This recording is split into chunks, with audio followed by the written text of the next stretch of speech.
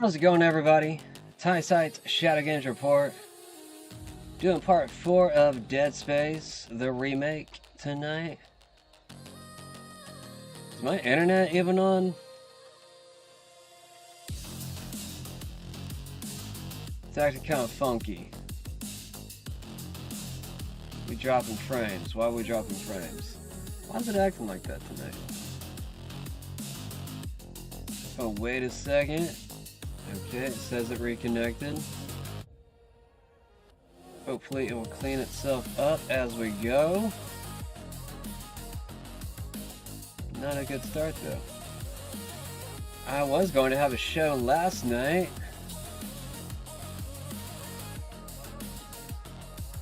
I don't even know if we're going to have a show tonight if this internet doesn't clean up.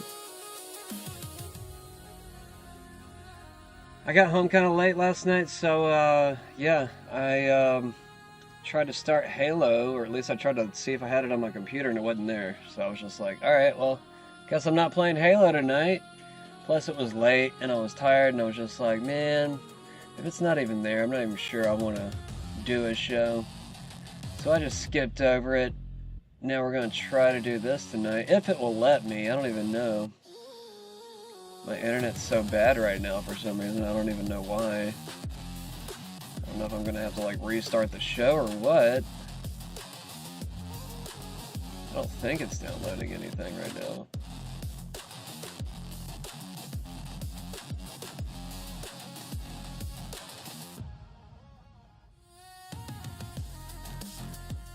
What the hell? Why is that downloading randomly? Okay. Okay. We just had a bunch of random updates all of a sudden. I'm sorry. I guess that was the reason why my internet was so messed up. Okay, well, I'm gonna do the scheduled updates. They weren't there before I started the show. I was just like, why is my internet so bad all of a sudden? Okay, that should clean things up. Okay, well, we're okay now, I think. I'll watch it as we go. We are going to do about 30 minutes to an hour and a half of news before we get into the game. Sorry for the sticky startups the past few times. I don't know, I feel like I've hit like a weird bad luck or rut in my life or something right now. I don't know if it's just like everybody. I guess everybody's kind of like going through like the same thing with the war. But it's just like, I don't know. It feels like it's multiple things. Like it's just... It's not cool. It's just like, why do we feel like we have to fight our government constantly? I just don't understand it. It's very tiring. Like just tiring, like just makes you very sleepy and just like, why the fuck are we doing this? You know? Why are we constantly like just going along with whatever narrative we're fed? Going along with people's lies. We'll know their lies, but we'll still like try to get along with certain people that we know that we shouldn't. I see it in my family, I see it in my community, I see it just about everywhere, really. And I think if we all have a mind and, you know, are capable of reasoning with ourselves, we kind of probably need to start distancing ourselves from those people until they want to correct themselves. I mean, it's just the truth of reality, I guess. We're dealing with a bunch of people that don't follow any type of standard, any type of law or rule. It's like, why do we even have rules if we have people that are not following them? But anyways, let's go ahead and jump into the news. Kind of got distracted because of the connection issues at first, but yeah, I think I fixed them now. Alright, let me go ahead and pause this music real quick. Rep. Sheila Sheriff-Phyllis McCormick resigns from Congress before ethics vote. Army Chemical Safety Chief placed on leave after undercover video. I think that was from O'Keefe. Conservatives push Thune to force vote on Save America Act. Somebody said that Thune is out now. I don't know if that's actually true. I don't think that's actually true. I think they were just like, I don't know, talking, but somebody said that he's out. I haven't actually checked into that yet, though. Federal grand jury indicts SPLC on 11 felony counts for alleged fraud. Dinesh D'Souza calls to move on from Epstein files amid public backlash. Looks like we got treason trending, tacos trending, Clarity's Act is trending, Ukrainian. Just seeing what all is trending right now. Southern Poverty Law Center indicted on federal fraud charges related to past use of paid informants. Interesting. Very interesting. I think they're normally going after supposed. Maybe I'm thinking of the ADL. I don't know. I think they all kind of go after the same things for the most part. I want to say, don't they go after more of like racial type stuff though? I want to say that's what their focus was. RFK Jr. says he did not speak to Trump about CDC nominee. Trump calls for Iran to release 8 women amid ceasefire talks. Federal court upholds Texas law requiring 10 commandments in public classrooms. Gilgo Beach murderer killed victims in room at his Long Island home, ex-wife says in documentary. SpaceX says it can buy Cursor later this year for $60 billion or pay $10 billion for our work together. Hot air balloon with 13 aboard makes emergency landing in California backyard. Trump extends ceasefire in Iran, citing seriously fractured Iranian government. Democratic Rep. Sheila Sheriff-Phillips, I already said that earlier, resigns from Congress after campaign finance charges.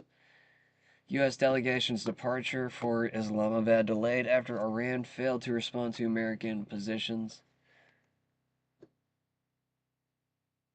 Kevin Warsh says he will not be Trump's sock puppet if confirmed as Fed chairman. Labor Secretary Lori Chavez DeRaymer leaves Trump cabinet. Keith Sondering takes over. Okay, I didn't see the comma there. Keith Sonderling takes over. So Kevin Warsh is saying he's not going to be Trump's sock puppet. Well, maybe pick somebody else, Trump.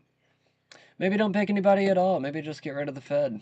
I think that's what you said you were going to do anyways, right? It was just like a year ago. I feel like I'm crazy because it was just only a year ago certain things happened and now we're just like in a totally different world. It's like, did I like pray wrong throughout the past year? Like, what am I doing wrong?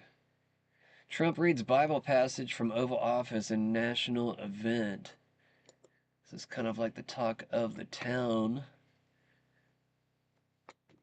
And don't think we're out of darkness yet, but I think at the same time, I think a lot of people are misinterpreting this particular passage. It's something I've been thinking about quite a bit over the weekend. What was it, like Chronicles 7 through 22? Or no, I'm sorry. Chronicles 7, 11 through 22. That's what it was. So I was close. Let's see what he has to say. Is it just a 2-minute video we're going to focus on here? I'm going to make sure I get the whole passage if they don't show all of it, but hopefully he reads all of it. Alright, looks like he might be reading quite a chunk of it, though. President Trump reads 2 Chronicles 7, 11 through 22 as part of the American Reads the Bible event.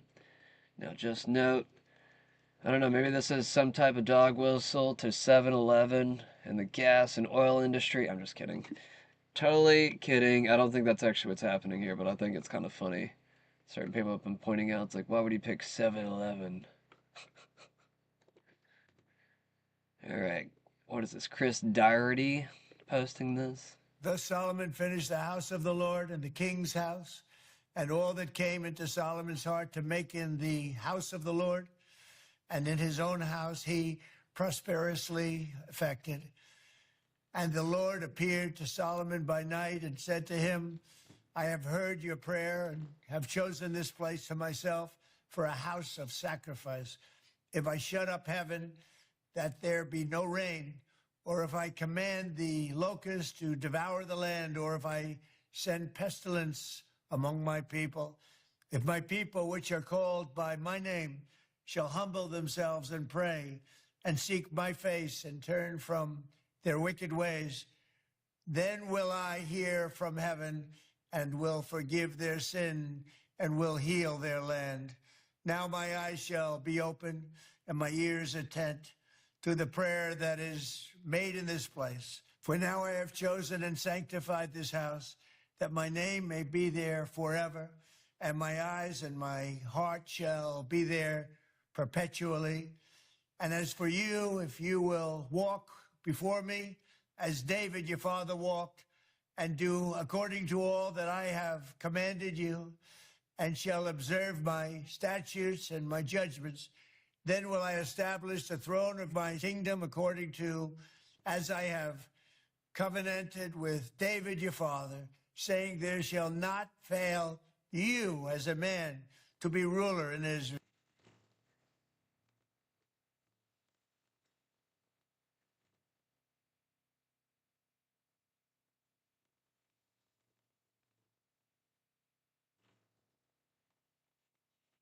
He's already done?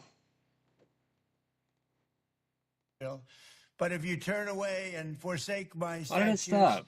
and my commandments, which I have set before you, and shall go and serve other gods and worship them, then will I pluck them up from the roots out of my land which I have given them, and this house which I have sanctified for my name will I cast out of my sight, and will make it to be a proverb and a byword among nations. And this house which is high shall be an astonishment to every one that passes by it, so that he shall say, why has the Lord done thus to this land and to this house? And it shall be answered, because they forsook the Lord God of their fathers, which brought them forth out of the land of Egypt, and laid hold on other gods, and worshiped them and served them. Therefore has he brought all this evil upon them. Okay, I think it's important to actually note on the last little bit of that. Sorry if that skipped out during the middle of that. I had to go turn my light back on because it randomly turned off. Seems like everything is just randomly turning off today. I apologize for all the technical difficulties. But anyways, yeah, it was the last little bit of that. I actually read, I think, a bit of this last week. At least I want to say I did. I want to say he announced he was going to talk about this last week, and I want to say that I read off. And if I did not read it off, I don't know, maybe I imagined that. I don't know. These weeks are kind of blending together now. I'm just kind of like so mad about so many different things about this whole situation. I wish we would just kind of move on from this whole war. Have some type of stability. I thought that's what he ran on, was just like, stability, safe streets and all this other crap and deportations. Like, I don't know, man. I just don't even know what we're really getting at this particular point. I'm trying to hold faith within the small little bits. I mean, I'm trying to give Trump leeway. I think he is a master troll. I think he is trying to strong arm his opponent with this whole situation with Iran by just trying to constantly threaten, trying to get some type of deal to be forced. I don't know if it's going to be effective, but at the same time, with this blockade, there is going to be some type of, blockade. They're not going to be making money from their oil if they're not allowing ships through the strait at all. So it does cut off a big portion of their income. But anyways, let's see here. I'm going to read this last little part again. I think this is the last of what he read here. And it shall be answered, because they forsook the Lord God of their fathers, which brought them forth out of the land of Egypt, and laid hold on other gods, and worshipped them and served them. Therefore has he brought all this evil upon them.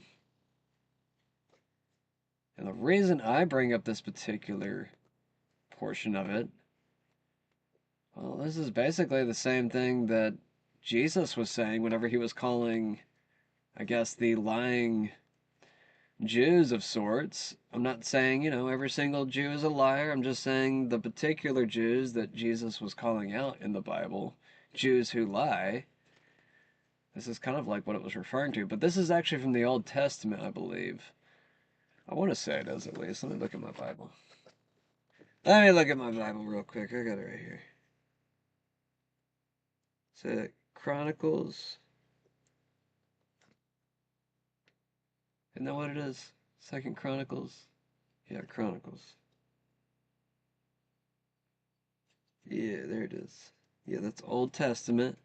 And I've been finding quite a few of these Old Testament verses actually lately where they're kind of damning towards the Jews and towards idolatry.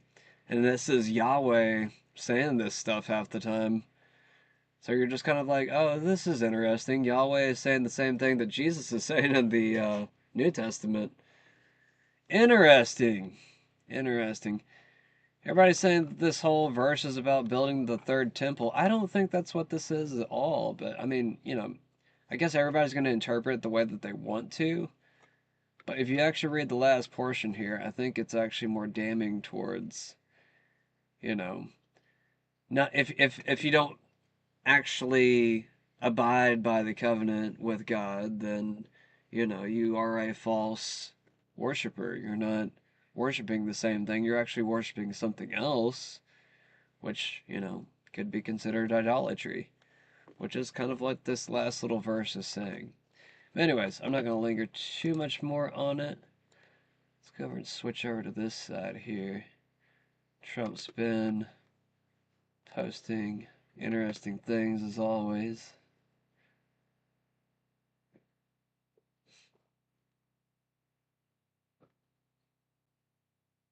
Am I connected? Being awfully slow tonight. And now the end is near, and so I face the final curtain. My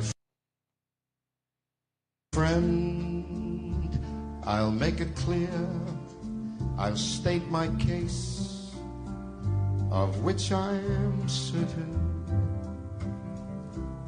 I've lived. I'm just going to pause it right there because I think that's probably going to be a copyrighted song. I don't know. Kind of sucks that you can't play like anything that's copyrighted. I mean, who's even like making money off of like Frank Sinatra's stuff at this point? Isn't he dead? Pretty sure he's dead. Anyways, I'm going to move on. Health Ranger says Elon promises a universal high income for everyone. Let's suppose that means $10,000 per month or 100 million for 100 million Americans. Here's the math: 100 million people times $10,000 per month times 12 months equals $12 trillion per year. Yeah, I never really mathed that well for me in my head either. I mean, I kind of considered it to be probably closer to like $4,000 to $5,000 a month, but even then, that's an insane amount. And you got to think, what, it would be like 320 million Americans? That's not even figured in here. That's 100 million people times $10,000 per month. So that's not even considering all Americans. And we're already looking at $12 trillion a year for UBI alone. That's not even the other programs. I mean, that might actually pay for everything else, but still. 1 year, $12 trillion. Which kind of seems, it's not too far off from some of the COVID numbers. I think what we got as high as like, was it $4 trillion, I think, at one point? I can't remember the highest bill that we've actually shoved through at this point. It was like between 2 trillion and 4 trillion, or maybe even more than that. I don't know. All right. Let's see here. What do we got here?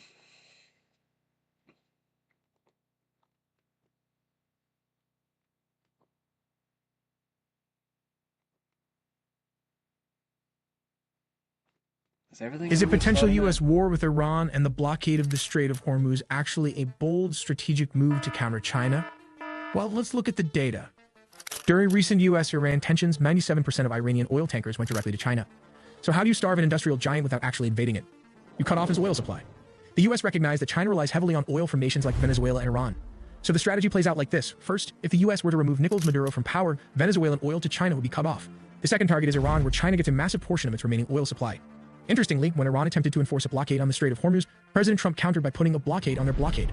Then something fascinating happened. As a result, hundreds of oil tankers started turning to the U.S. for their oil. Indirectly, this drives up our petrodollar profits and brings a lot more revenue into the country. Why would the United States ever want the world's most critical oil choke point shut down? The answer is simple.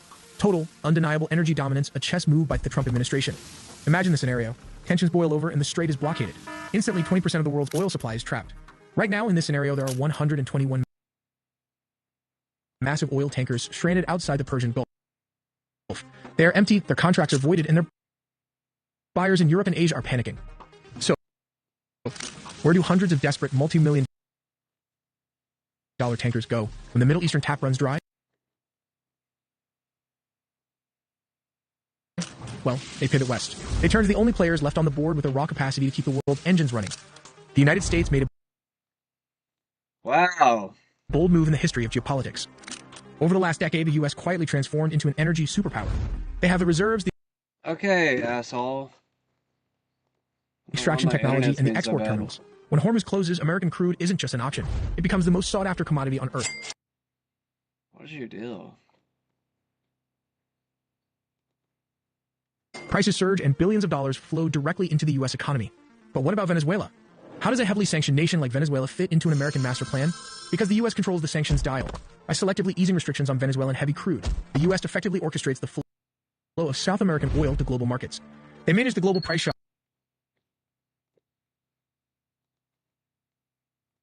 Is a potential U.S. war with Iran and the blockade of the Strait of Hormuz actually a bold strategic move to counter China? Well, let's look at the data. During recent U.S.-Iran tensions, 97% of Iranian oil tankers went directly to China. So how do you starve an industrial giant without actually invading it? You cut off its oil supply. The U.S. recognized that China relies heavily on oil from nations like Venezuela and Iran.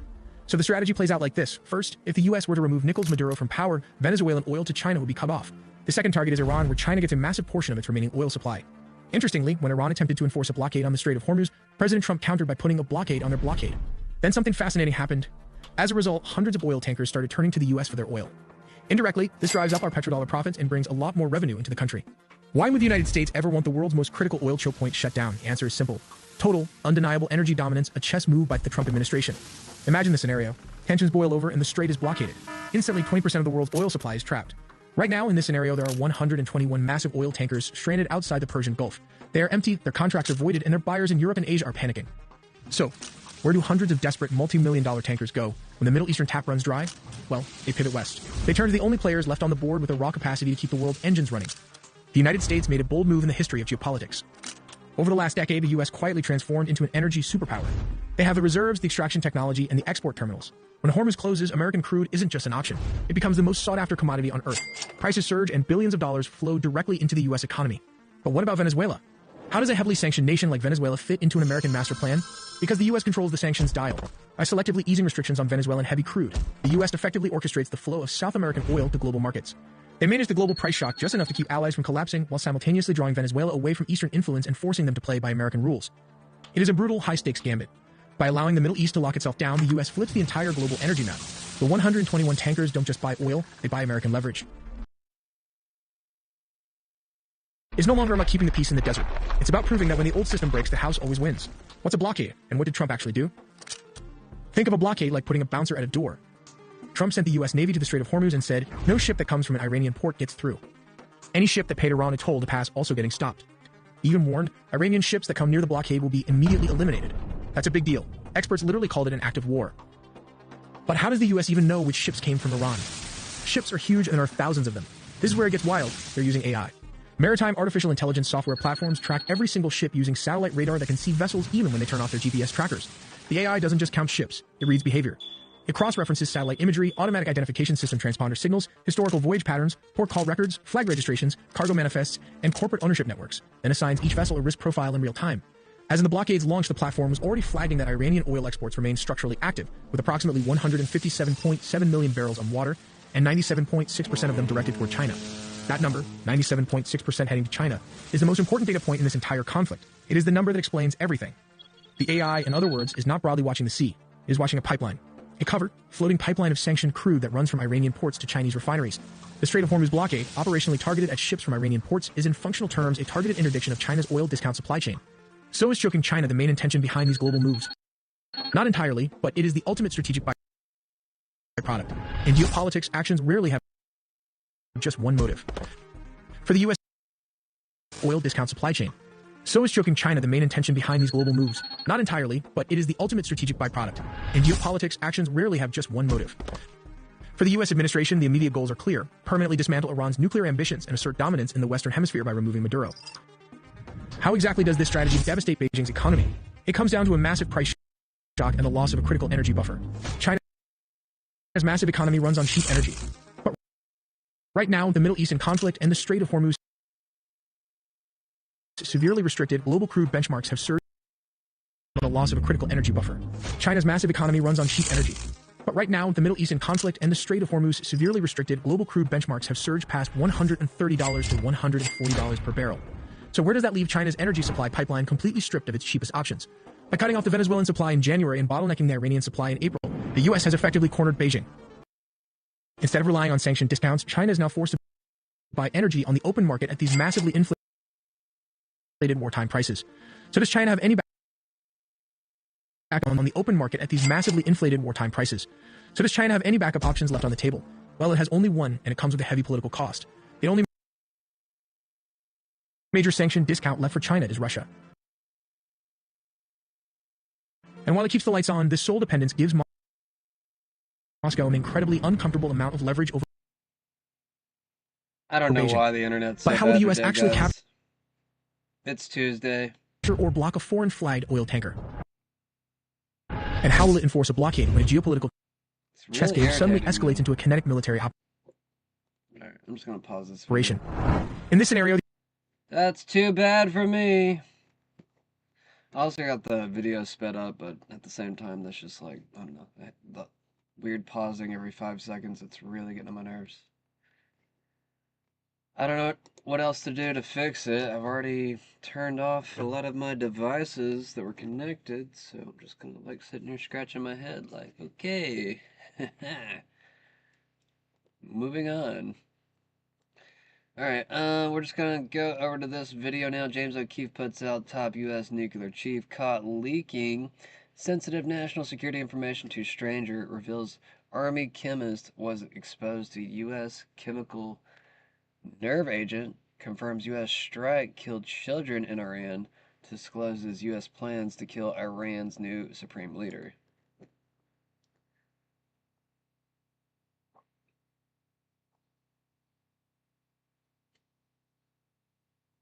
He might kill the next guy, the son.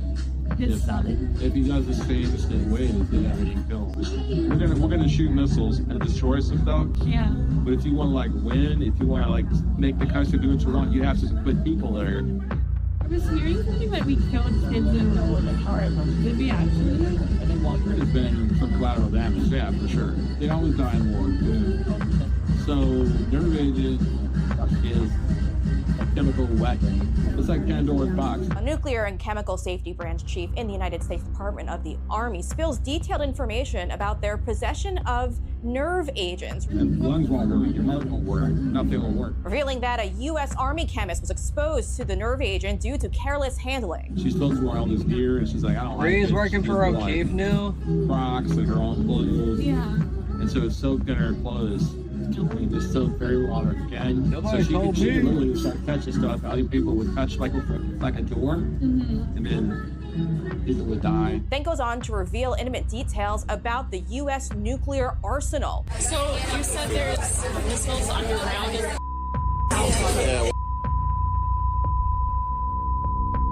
also discloses that the United States military has no official plans to nuke Iran. We're not thinking about nuking anybody. We're not leaving nukes to it. We're not going to nuke it. And exact methods that the U.S. uses to defend against nuclear attacks. We have all these sensors in space. We have radars, all these sensors to detect a launch. Space satellites, with radars, you see it. On the radar, you actually see the thing flying. And confirms what many have suspected, that Ukrainian officials were using the money sent from the United States to buy themselves mansions and luxury sports cars. I worked on Obama's tax money that he said. They just stole it and they bought houses, cars, like $100,000 cars. If they can get themselves rich and leave and go live in Dubai, that's better than, they don't care about the people. That government is so corrupt. You're not a spy, right? No. Your eyes are mesmerizing so much that I'm almost going to.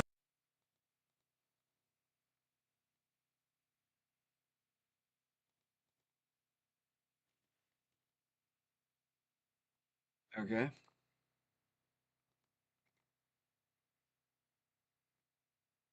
Mansions and luxury sports cars. So I worked on Obama's tax money that he said. They just stole it and they bought houses, cars, like $100,000 cars. If they can get themselves rich and leave and go live in Dubai, that's better than, they don't care about the people. That government is so corrupt. You're not a spy, right? No. Your eyes are mesmerizing so much that I'm almost going to tell you. You're not a spy, right? It's like, you send a pretty girl, talk to the guy. And then later she's like, yep, that's exactly I'm independent journalist what Brianna I Morello am. here, filling in for James Oakey for the latest exclusive report inside the U.S. Department of the Army. I do work with like chemical weapons and nuclear weapons, but I do the safety security stuff. As chief of chemical and nuclear surety, which that's like not many people like outside in this world. Surety means safety, reliability, security. It's like all the surety just means like all the things to keep it safe. I make sure that people are reliable. All right, I'm gonna move on from this video. See what Tucker's got to say over here from a couple days ago. Now, Joe Kent said point blank when he resigned. And by the way, the day he resigned, he retained highest level security clearance. They tried to tell you, oh, he was a leaker. He was under investigation. It was a lie. They admitted it was a lie. He wasn't under investigation by the FBI. Untrue. And you know it's untrue because he held his security clearance till the day he left the building. So there's no intelligence in the U.S. government that Joe Kent couldn't see. None. He was one of the most informed people in the world. And his conclusion was, there's something weird going on here. And one of the clues is the Butler shooting, the shooting in the summer of 2024 during the presidential election where President Trump was shot in the ear by a gunman a little over 100 yards away in the roof of a building called Thomas Crooks. And according to Joe Kent, who would know, that investigation was closed before it pursued every possible lead. We can be fairly confident that Thomas Crooks pulled the trigger. We cannot be confident at all that he acted alone. And of course, we can't know because that investigation was shut down. That's what he said. And Joe Kent, who you can dismiss as a wacko or a traitor, but you can't say he doesn't know what he's talking about.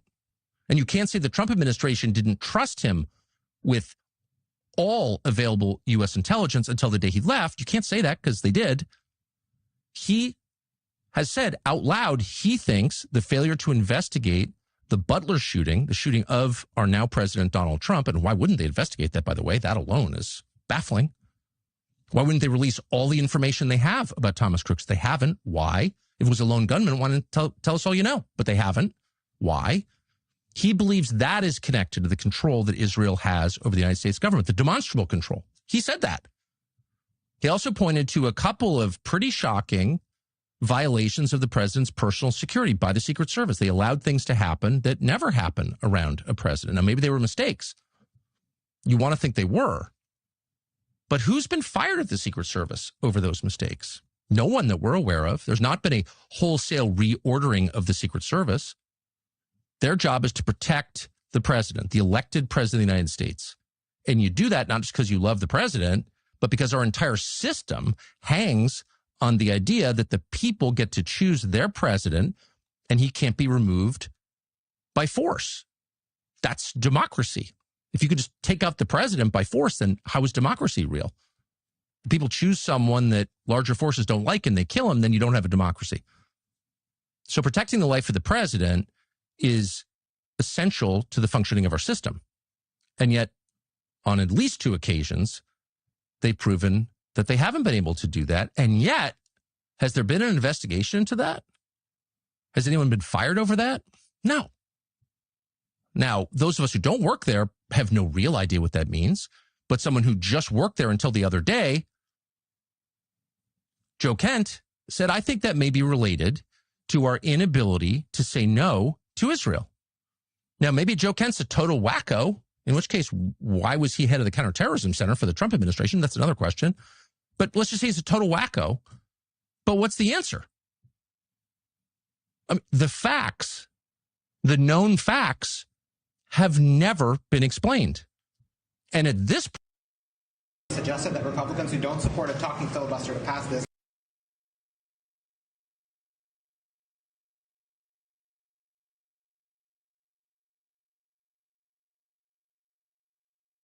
should be replaced or primaried. What's your response to him? Suggested that Republicans who don't support a talking filibuster to pass this should be replaced or primaried. What's your response to him, and what do you make of his tactics around this bill?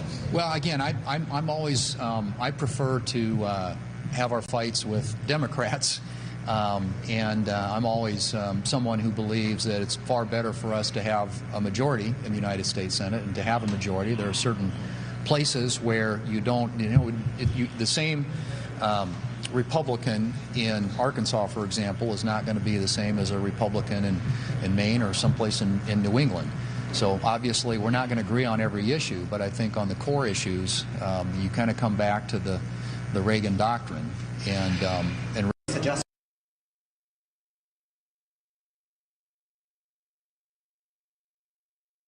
They have found what they believe.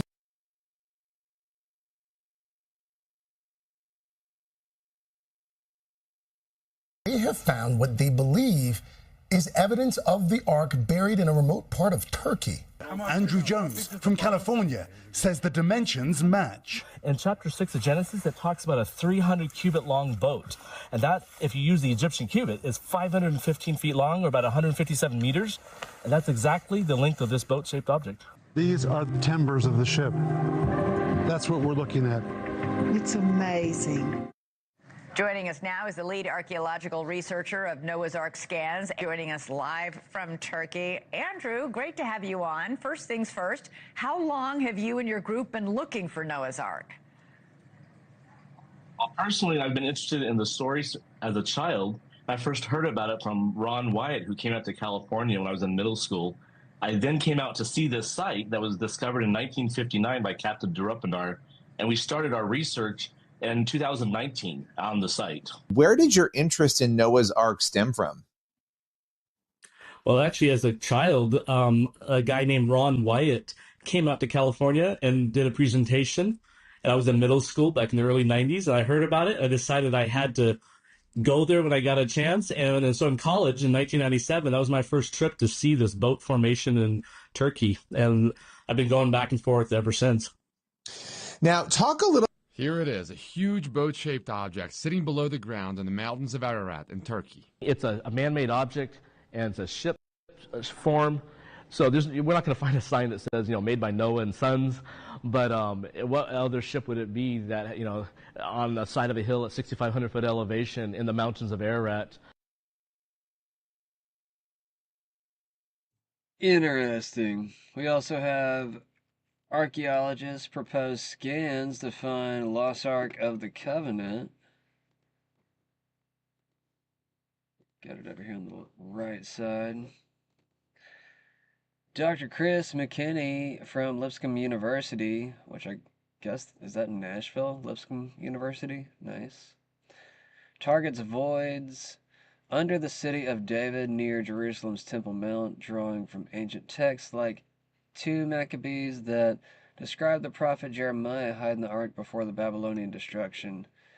He proposes muon detectors, which tracks subatomic particles to reveal hidden structures non-invasively, similar to scans in Egypt's pyramids. While politically sensitive due to the nearby Temple Mount, McKinney stays hopeful about the technology's potential amid legends placing the Ark in various spots and ongoing skepticism from experts.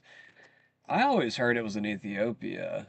I mean, I have no clue, though. I'm just kind of going off of other myths.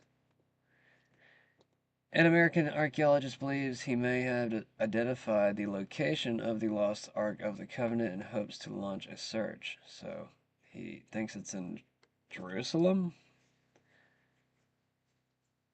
I mean, that's where you would think it would be, but like I said, I always thought it was put somewhere else. Like, I've always heard of Ethiopia. There's other people that have done searches, and that's where they usually end up in their journey, it seems like. I don't know if that's a myth too, though, but you never know. Archaeologist thinks new tech could reveal where the lost Ark is hidden at last. I don't know. What do y'all think? Got Noah's Ark on one side, we got the Ark of the Covenant on the other. Seems like the war always had multiple purposes. Nobody knows why Iran is actually being bombed. Iran mines Bitcoin at, is that 1,300 per coin? Sells it at 68,000. And 50 times profit margin using state-subsidized electricity, 700,000 mining rigs, 7.8 billion crypto shadow economy, all run by the IRGC.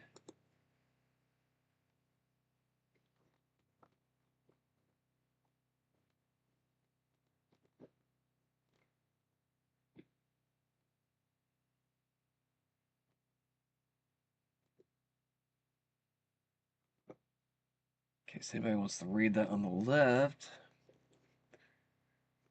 Senate Republicans advance DHS funding bill amid SAVE-ACT backlash. Majority Leader John Thune announced immediate work on a reconciliation bill that could pass. With 50 votes plus Vice President J.D. Vance's tiebreaker, providing years of robust funding for ICE and Customs and border protection, the 52 to 45 vote to proceed drew praise from leadership as a win for law enforcement, but conservative activists, lawmakers like Rep. Anna Paulina Luna erupted in anger, demanding attachment of the House passed Save America Act for proof of citizenship voter registration. Polls show broad support across demographics for voter ID requirements, yet the measure stalls in the Senate, fueling threats of primaries against GOP senators and grassroots calls to oust Thune. Yeah, that needs to happen like yesterday. By whatever means at this point. Get rid of Thune! Nothing dangerous, I'm just saying. He's gotta go. Alright. Let's see, let's go ahead and hit it from both sides. Argentina Catholics, 66% of the population. Argentina Jews, 1.1% of the population. President of Argentina. Now, he doesn't claim to actually be Jewish, but at least allegedly, at least from what I heard, unless he converted, I don't know. He just has a rabbi for some reason, which is equally as questionable.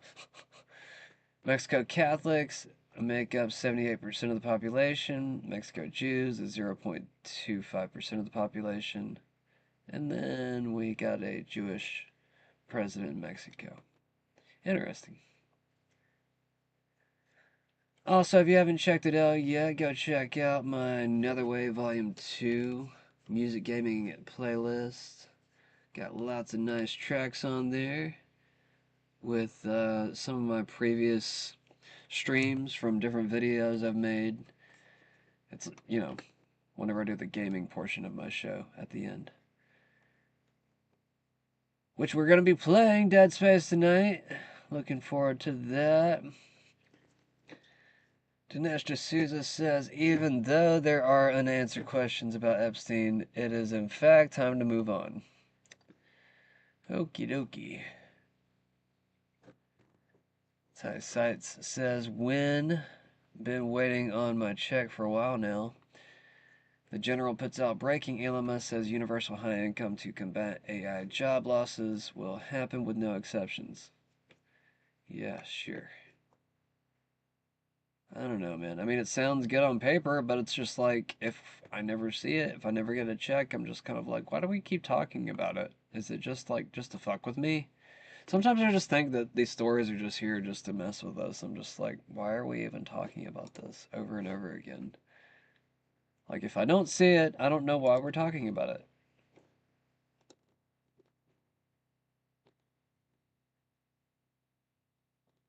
I'm going to talk about the Epstein files, and I'm going to make the case that even though there are unanswered questions about Epstein, it is in fact time to move on.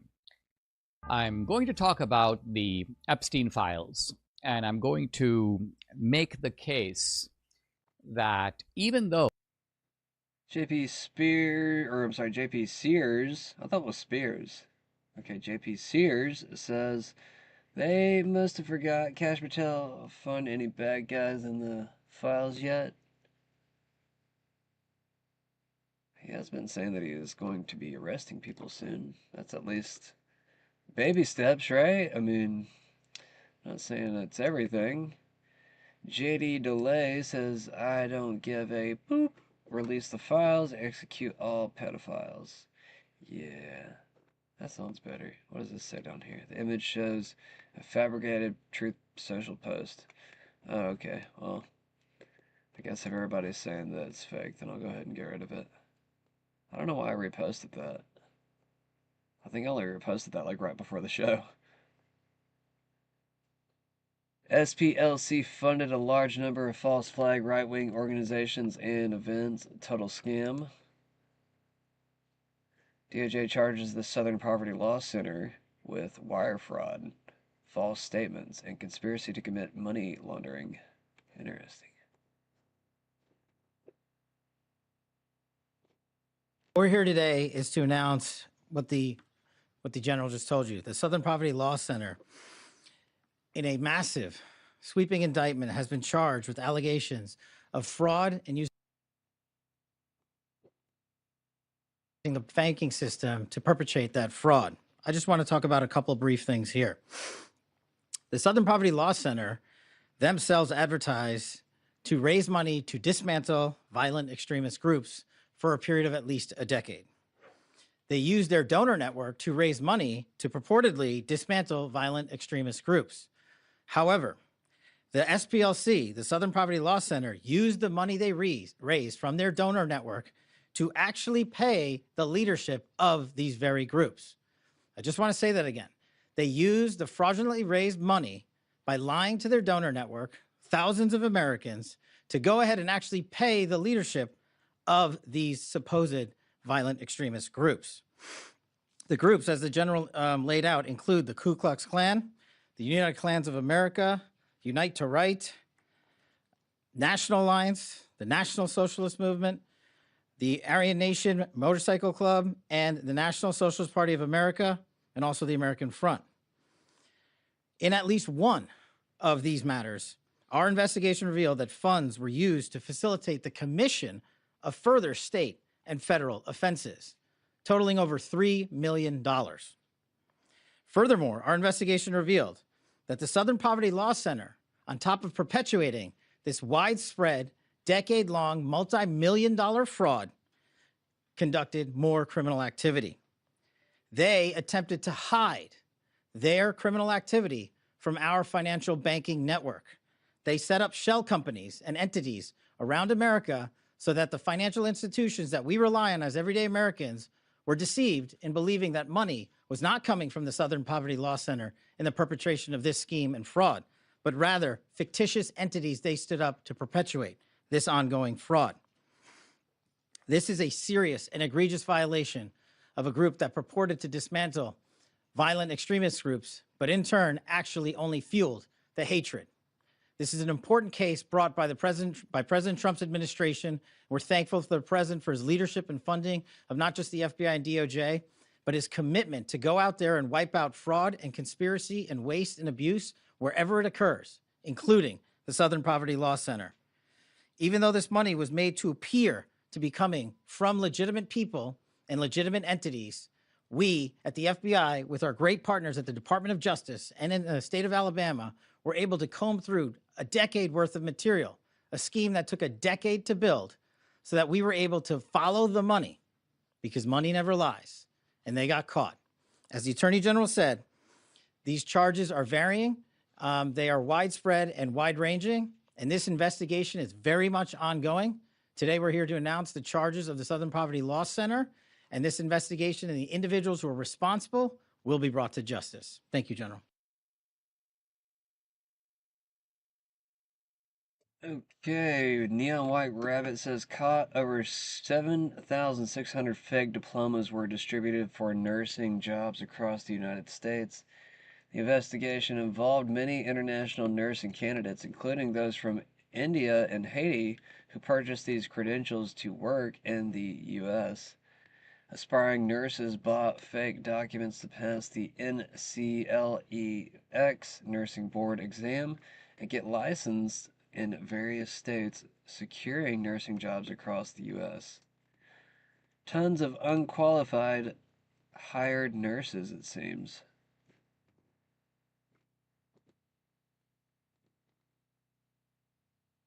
James O'Keefe says deleted LinkedIn.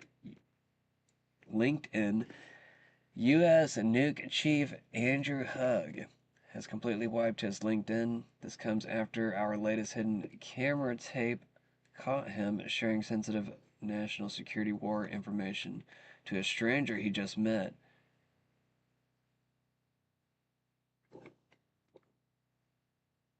Already disappeared. Kim.com says, take this seriously. President Trump is the King Cyrus of our age. This is from Yair Netanyahu, I guess is Netanyahu's son. Thank you so much, President Trump. You are a biblical figure for the Jewish people. King Cyrus, the Persian ruler, was a liberator to the Jews, issuing a decree in 539 BCE that allowed them to return from Babylon exile and rebuild the Temple of Jerusalem, earning him the title of God's anointed in Isaiah.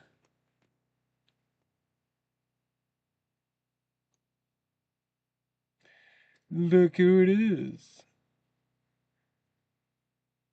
Sheila McCormick has been found guilty on 25 counts, yet she still refuses to resign, says Anna Paulina Luna.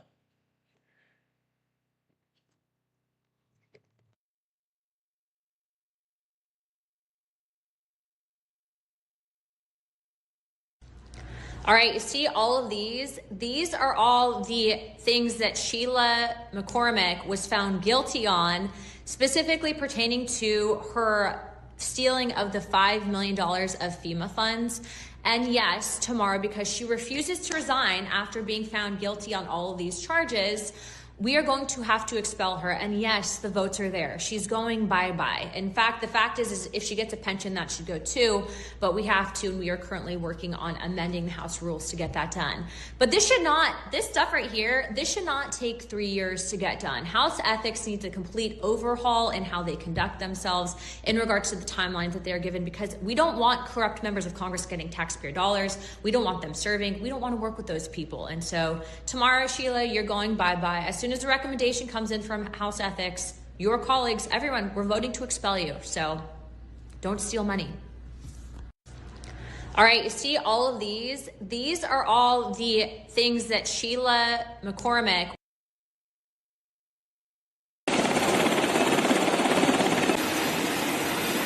U.S. Marines depart amphibious and stole USS Tripoli by helicopter and transit over the Arabian Sea to board and seize MV Towson. That's how you say it. Marines repelled onto the Iranian flag vessel April 19th after they got a missile destroyed DDG-111 disabled Tuska's propulsion when the commercial ship was repeated warning from U.S. forces over a 6-hour period. I've got a video that covers this actually.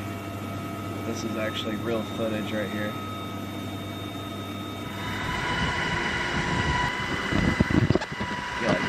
camera. Sheila Phyllis McCormick has resigned from Congress. This is the video from Nick Sorter. Your thoughts on the indictment, please. Well, it's an unjust indictment, and it seems like these intimidation tactics have been pervasive. We spent all week seeing different members getting censured, all in hopes of intimidating and kind of distracting from the Epstein files. And I look forward to my day in court so I can prove myself and actually state the truth. But if this is what Congress is becoming, where they're always trying to intimidate you, scare tactics... UAE has informed that the U.S. that if it runs short of U.S. dollars, it may be forced to use Chinese yuan and other currencies for oil sales and transactions. The move is seen as a potential challenge to the petrodollar system, says Wall Street Journal. The War Department is once again restoring freedom to our joint force. We are discarding the mandatory flu vaccine requirement effective immediately, from Pete Hegseth.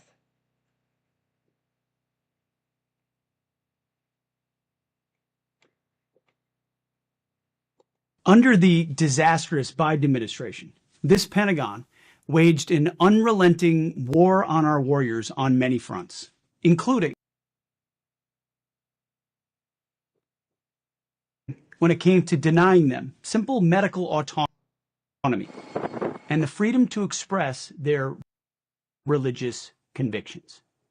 In other words, our men and women in uniform were forced to choose between their conscience and their country, even when those decisions posed no threat to our military readiness. You know what I'm talking about, what happened with COVID-19 and the vaccine.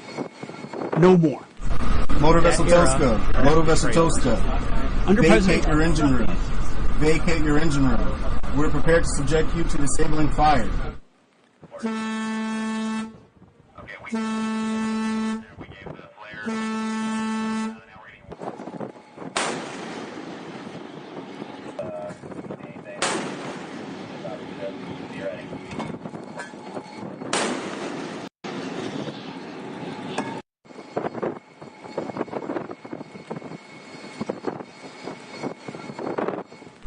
Motor Vessel Tosca. Motor Vessel Tosca.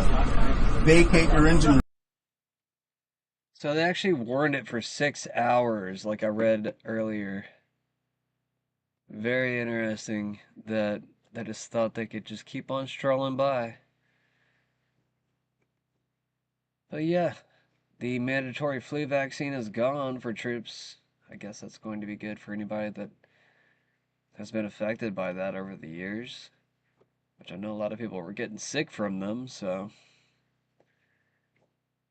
I even got sick from the flu shot one year. I stopped taking it after that. Been fine ever since. Never got the flu since. Literally.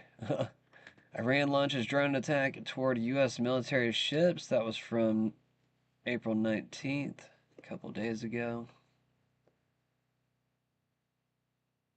Video depicts June 17th, 2025 collision between oil tankers. Oh, okay. Did I post something wrong? Well, thankfully we got community notes to correct me. I guess I'll get rid of that. Faked hate crime. Got faked hate crimes from Tiny Hats. Is that what that is? When the attack was reported last week, it seemed believable. The Jewish owner of a Winnipeg cafe physically attacked her family's business, trashed and painted in anti-Semitic graffiti. It shocked the community and led to an outpouring of support, exactly the way you'd expect. But then today, it all got turned upside down. Police say... Oh wait, this is actually a compilation. Yeah, this is 30 minutes of basically, I think, Jewish people... or Jewish businesses faking the cafe owners staged the whole hate thing. Crimes. If it'll even play it. I don't know why my internet's so bad today. It says it's them with a fine. crime, as Cameron McIntosh tells us. Even as the family sticks by its story, the community is in shock once again. Did you fake the vandalism? We around this one? didn't. We didn't, because we don't joke about swastika on our walls. They flatly deny it. I don't joke about swastikas on their walls. Probably wanted some kind of, money maybe. I don't know. I'm gonna move on though. It's not really an important story. Governor Lee signs joint resolution to change Pride Month to Nuclear Family Month in Tennessee. That's good. Got something good coming out of Tennessee. That's nice. How about give us money so we can all start families in Tennessee month? That'd be good. Give us money so we can start families. Do something. Members of the General Assembly, it is my distinguished honor to present to you our friend, a friend of Tennessee, and the governor of the great state of Tennessee, Governor Honorable Bill Lee.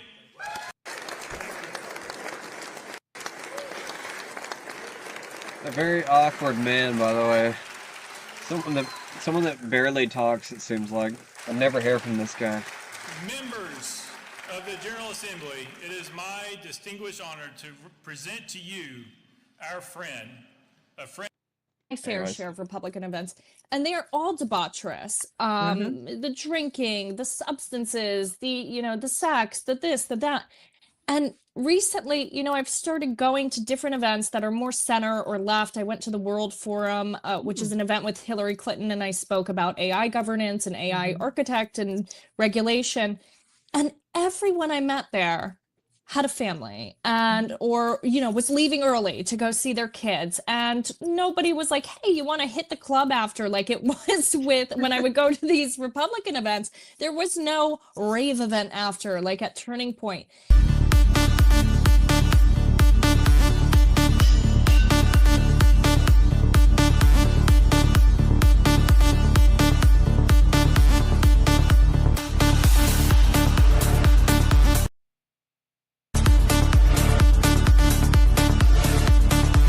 Pretty cool. Is there water? And it was Wait, for there me. are Turning Point. No way. Is that really a Turning Point? Hold up. Leaving early to go see their kids, and nobody was like, hey, you want to hit the club after, like it was with when I would go to these Republican events. There was no rave event after, like at Turning Point.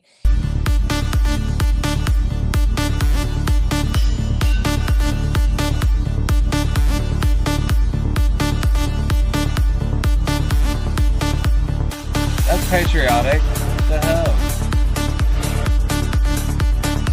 Does nobody see the flag on her back? Jeez. And it was Wait, for there me. are Turning Point raves? Stop right Yes, there. James O'Keefe does a Make America Rave Again event after at all of the Turning Point events, and James should have just been a theater kid, honestly. They are all failed theater kids. We talk about this all the time. I don't know. What do y'all think?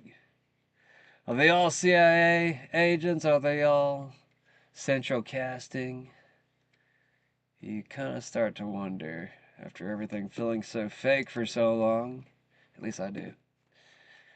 The U.S. Supreme Court ruling that the President of the United States does not have the authority to negotiate tariff agreements with other countries is really effed Trump up, administration is says Roger scheduled to Stone. implement a refund system for businesses that paid tariffs, which the U.S. Supreme Court ruled were illegal.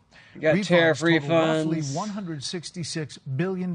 Being sent back U.S. out and to the Customs world, I Border guess. Protection I have no says clue. importers and their brokers were eligible to begin claiming refunds through an online portal this morning. Stocks were down. The Trump administration is scheduled to implement a refund system. I'm going to start this game before too long. What's innovative is that this command center has access to all information from the battlefield through a single network of computers called Maven that supports all US and NATO operations. On MSS, put something on there, keep people out of Hawk Hill. These screens deliver the picture through Maven Smart Systems, which takes in multiple different streams of data that operators are looking at and analyzing and giving me the recommendations or their understanding of what they've seen on the battlefield. I think the first thing with Maven Smart Systems is it gives us the ability to take classified of all type, unclassified, and then commercial data, and you can aggregate it all together to help you make all the decisions that you have to in warfare. Underpinning Maven is artificial intelligence. Maven Smart Systems is a battle command system tool. We're starting now to use a lot of different machine learning or computer vision models to help, especially with imagery or videos. For example, you can have a computer vision model that's looking specifically for tanks. To do that, you have to take thousands of images of tanks, and you train the model to look for those. So what you do is you take a picture of a tank and you draw a box around the tank and you tell the computer this is a tank, and you do that 1,000 times.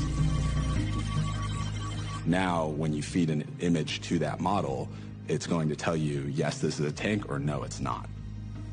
Once the computer has flagged an image where it suspects it's detected a tank, for instance, we don't just action that immediately, right? That's when we would take it to our human analysts and say, hey, can you confirm or deny that this was properly classified? What the AI is doing, it's not replacing the human, but it's enabling them to do their job faster so we can process more and more data and identify targets quicker and solve problems faster.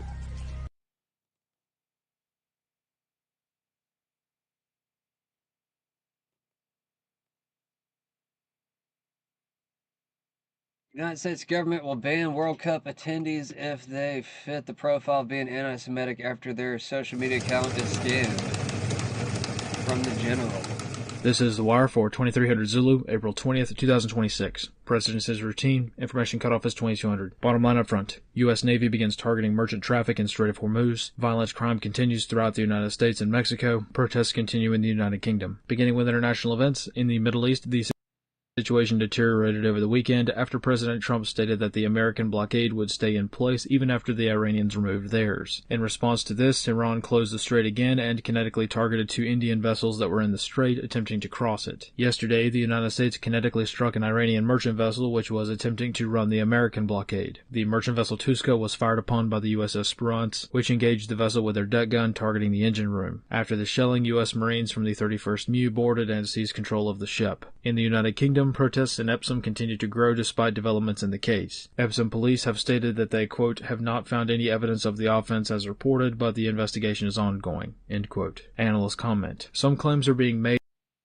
that the crime never took place or otherwise did not occur as initially described. Nevertheless, this doesn't seem to matter much as most of the population does not believe the authorities' story, and there has not been any clear conveying of the series of events. As a result, protests have continued throughout the area over the past few days, mostly focusing on police accountability and transparency on the crimes that are committed. In Mexico, this afternoon, a shooting was reported at Teotihuacan as a man climbed one of the pyramids and began shooting at crowds of tourists. As of this report, the number of casualties has varied, with local media reporting a total of 12 people wounded by the shooter or otherwise injured during the incident. At least one Canadian tourist was killed by the shooter, who eventually took his own life, ending the incident. On the home front in Louisiana, over the weekend, a mass shooting was reported after a domestic disturbance resulted in a man murdering his entire family. Local authorities state that Shamar Jeez. I don't know why this military page keeps on doing local reports too, but I kind of like it whenever they just do the geopolitical reports a little bit better. I'm like jumbling my words together.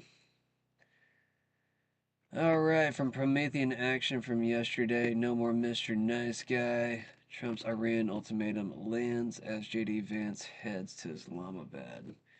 And Barbara Boyd exposes the London propaganda op built to destroy him before the midterms. I don't know, I think he's kind of destroying himself, but I don't know. I listen to these guys for some reason. I kind of hope that they're Tonight, right, but J.D. Vance, Jared Kushner, and Steve Witkoff will be in Islamabad, Pakistan, to renew peace negotiations with Iran ahead of Tuesday's deadline for ending the ceasefire. It's unclear whether the Iranians will show up, as they tried to run the U.S. Navy's blockade yesterday and lost their ship, and have again closed the Strait of Hormuz. President Trump wrote about it yesterday on Truth Social. He said his approach now is no more Mr. Nice Guy if peace fails. He says the IRGC, the militia for the mullahs, is the problem because they have to look tough, regardless of the consequences for the country. Whatever happens, Iran can't hold out because they're losing $500 million a day by blocking the strait. The regime is collapsing. Today, we're going to take a deep dive into how the city of London and their intelligence propaganda assets, including Iranian ones, are trying to keep this war going in hopes of destroying Donald Trump ahead of the midterms. Right now, they're targeting Vice President J.D. Vance to fail in these negotiations. Why would they be doing this when it's clear that if the terrorists in the Iranian regime have a nuclear bomb, they will set the Middle East on fire and the world itself? We'll talk about that. I'm Barbara Boyd, and I've followed the globalist great game for decades. It's a fight for your future between elites in London, Brussels, and New York, and Americans determined to build the republic our founders defined. All right, I'm going to pause that for a second. Kim.com says Melania must be thrilled. Milo puts out, Laura Loomer is telling our mutual friends that her intimate relationship with the president led to the best blowjob of his life. His words, according to Laura. That's from Milo, not from me. Ty Side says, feel free to block the looming bitching threat in your feed. No one will judge you. In fact, it's quite freeing. Majority Taylor Green says, this lost demonic soul Laura Loomer needs Jesus. But the sad reality is that President Trump takes her hate-filled demonic advice on late-night phone calls. And look at his actions. He is raging in a war that she and others demand. She says, God hates you towards real Candace Owens. It's why he gave Charlie to Erica and why you didn't even get to say goodbye to him. God hates you. Look in the mirror and internalize how much God hates you. Wow. No, Laura, I think this is actually how most people probably feel about you, but I'm just going to leave it at that. I'm not going to throw any more hate besides that. Today, I'm going to first show you the operation targeting the president's lead negotiator, J.D. Vance. Then we'll look at how Iran's propaganda run from London works. And we'll end with bad news for the likes of John Brennan and other Obama-Biden administration insurrectionists concerning coming criminal indictments. But before we dig in, please like and share this video. It increases our reach on YouTube. The Secret War on J.D. Vance. Last Tuesday, Edward Luce of London's Financial Times published a column titled The Ever-Shrinking J.D. Vance. Who is Edward Luce? Son of Richard Luce, Baron Luce, head of the royal household under Queen Elizabeth II. Before the FT, Ed Luce spent 2 years as speechwriter for Treasury Secretary Larry Summers in the Clinton administration. So London's man in Washington is the right description. Luce declared Vance was, quote, no longer Trump's obvious successor. That single sentence was picked up by CNN, CNBC, The Daily Beast, and Raw Story, and landed in your feed as established fact. In November of 2024, Donald Trump, of course, won a historic mandate and secured his legacy with 2 choices that confirmed the transatlantic establishment's worst nightmare. Marco Rubio at state, and J.D. Vance as his successor and vice president. The men built to carry America first into the next generation. Ed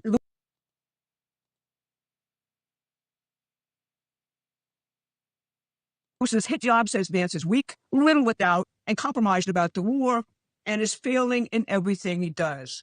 A line which has also been very prominent on social media here. It's the new phase of a propaganda and cyber operation against Vance, Trump, and MAGA, which kicked off after the Munich Security Conference in February of 2025. J.D. Vance walked into that conference and told the assembled military and intelligence establishment of the UK and Europe in very elegant language that they had become fascists. Here's a taste of that epic takedown. For years, we've been told that everything we fund and support is in the name of our shared democratic values. Everything from our Ukraine policy to digital censorship is billed as a defense of democracy. But when we see European courts canceling elections and senior officials threatening to cancel others, we ought to ask whether we're holding ourselves to an appropriately high standard. He told them that greatest threat isn't Russia or China. It's the slow strangulation of free speech inside their own governments. Within hours, the British press had its frame.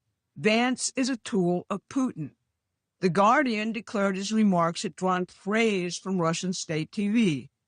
The New York Times reported he was boosting Europe's pro-Russian nationalist parties on behalf of the Kremlin. The same Russiagate smear they used against Trump now was redeployed against his named successor. That smear activates every tool UK and European intelligence agencies have and have been using against Russia. Now it's being used against Vance, particularly surveillance and cyber propaganda.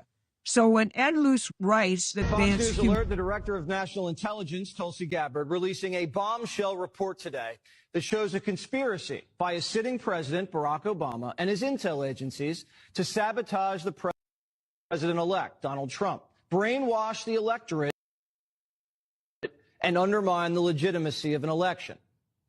There is irrefutable evidence that detail how President Obama and his national security team directed the creation of an intelligence community assessment that they knew was false. They knew it would promote this contrived narrative that Russia interfered in the 2016 election to help President Trump win, selling it to the American people as though it were true. It wasn't. Gabbard got her hands on a House intel report that's been locked away in a CIA vault for almost a decade. Investigators spent over 2,000 hours looking into how the Russia hoax was born, interviewing 20 CIA and FBI officials. And it turns out that the Obama administration doctored the intelligence to make it look like Putin and Trump stole the election. A month after Trump beat Hillary, Barack Obama wasn't satisfied with his intelligence reporting and ordered his CIA director to create a new assessment of how Russia interfered with the election. This was a highly unusual move. John Brennan handpicked 5 CIA analysts to write the assessment, and they were siloed. None of them knew what the other was doing, and only one analyst was in charge of drafting this report. There was nothing routine about this, and it was a rush job to publish before Trump was sworn in. Nothing was coordinated with the other intelligence agencies either. Basically, this was home cooking for Barack Obama. There were 4 key elements from the assessment that were repeated over and over again and formed the basis of the Russia hoax and the Robert Mueller witch hunt. 1, that Vladimir Putin wanted Donald Trump to win. 2, Putin took action to help Trump win. 3, the Russians had blackmail on Trump. That was the Steele dossier. And 4, that the Russians tried colluding with the Trump campaign. None of any of this was ever true. There was no reliable intelligence to support any of these allegations. Senior CIA officials repeatedly refused to traffic in these allegations, but they were repeatedly overruled by CIA Director Brennan and FBI Director Comey, who insisted that they be pushed, even without verifiable evidence. The Obama administration cherry-picked the intelligence, lied about their sources, misquoted sources, didn't corroborate their claims, suppressed intelligence that ran counter to their narratives, and even used anonymous internet postings. Rank and file CIA admitted what they were doing violated their own tradecraft standards. There was a massive pressure campaign that came right from the top. CIA analysts say they received unusual directives from political appointees, the CIA director, and Obama himself. This is how the Russia hoax was born. Donald Trump knows that the Russians helped him win in 2016. Putin hated Secretary Clinton so much that the flip side of that coin was he had a clear preference for the person running against the person he hated so much. It was Russia, in a very systematic way, and tried to interfere in the election and to try to advance the prospects of Donald Trump being elected. This was such a malicious disinformation campaign perpetrated on the American people that at one point, 60% of Democrats believed the Russians hacked our voting machines to help Trump win the White House. What this report actually shows is that the Russians just wanted to create chaos and undermine Americans' faith in democracy. Solid intelligence suggested that Vladimir Putin didn't care who won. He had no preference. But like most people, expected Hillary to win and had a little docket of compromising dirt on her, dirt that he never released. Now, if Putin wanted Trump to win, why didn't Putin drop the dirt? There were high-level DNC emails that detailed evidence of Hillary's, quote, psycho-emotional problems, uncontrolled fits of anger, aggression, and cheerfulness, and that then Secretary Clinton was allegedly on a daily regimen of heavy tranquilizers. Then CIA Director Brennan and the intelligence community mischaracterized intelligence and relied on dubious substandard sources to create a contrived false narrative that Putin developed a, quote-unquote, clear preference for Trump. Now, if Clinton was on tranquilizers like the Russians believed, why didn't they leak it to help Trump win? How credible was the information about Hillary Clinton's power? All I have seen is what the Intelligence Committee have reported through their investigation. I think that the underlying point there is that we understand from intelligence what Russia said that they had. And the important point here is that if they were trying to influence the election, as President Obama and James Clapper and John Brennan, everybody said they were doing in order to support Donald Trump's election, they would have released the most damning of that information. Obama and his spy chiefs knew that Putin didn't prefer Trump over Hillary, but they cooked the intelligence to make it look like he did. Obama and his intel spies knew that Putin didn't collude with Trump and that he didn't even direct his people to help Trump win. But they put it out there anyway. In a sense, Barack Obama did exactly what Putin wanted, undermined Americans' faith in free and fair elections and caused chaos in our country. Barack Obama, the CIA, and the FBI were the ones doing what our enemy wanted. Do you believe that any of this new information implicates former President Obama in criminal behavior? We have referred and will continue to refer all of these documents to the Department of Justice and the FBI to investigate the criminal implications of this. For even former President Obama? Correct. The evidence that we have found and that we have released directly point to President Obama leading the manufacturing of this intelligence assessment. There are multiple pieces of evidence and intelligence that confirm that fact. Even 2 years later, after the election, Barack Obama was still pushing a hoax he knew wasn't true. And he knew it wasn't true because he helped manufacture it. They're undermining our alliances, cozying up to Russia. What happened to the Republican Party? They're cozying up to the former head of the KGB.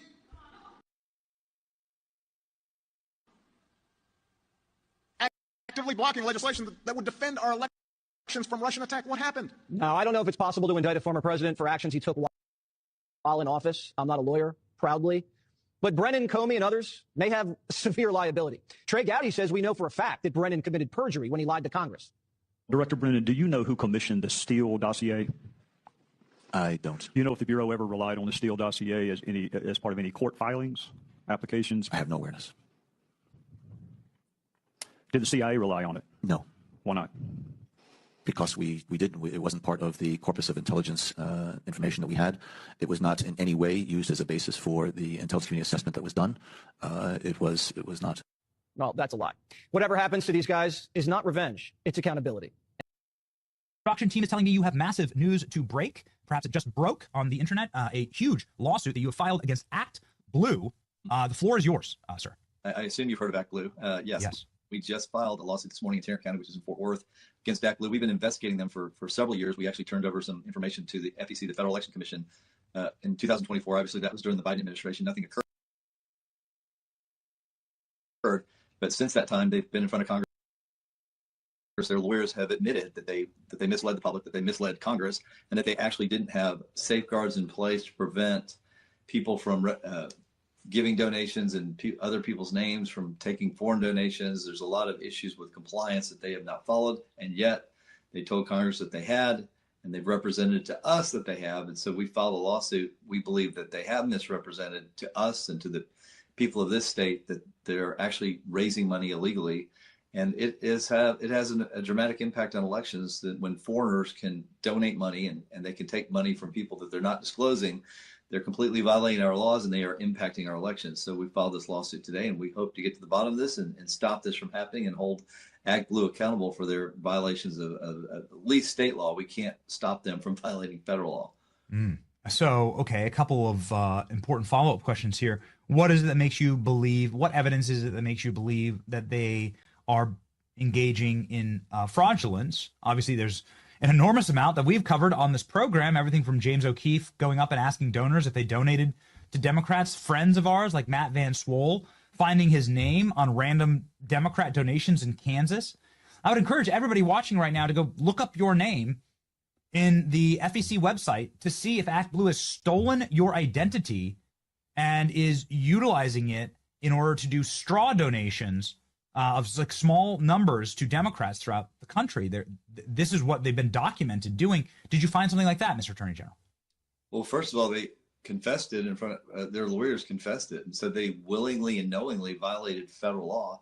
Second of all, my office has registered in a way that you shouldn't be able to register to give money on ActBlue. Now, we didn't give a lot of money. But we just wanted to test the system, and we were able to register and give money on ActBlue without following appropriate disclosure guidelines, knowing who we were. So we know for a fact, because we were able to do it, that they are not following federal and state law. So you went and tested this out. Can you explain that test? Yeah, so I just had some of my investigators, some of my lawyers give money to ActBlue through their website, and they did it without disclosing the proper information, and we were able to demonstrate that they are not following federal and state law. It's shocking to me that we haven't already pursued this, but of course.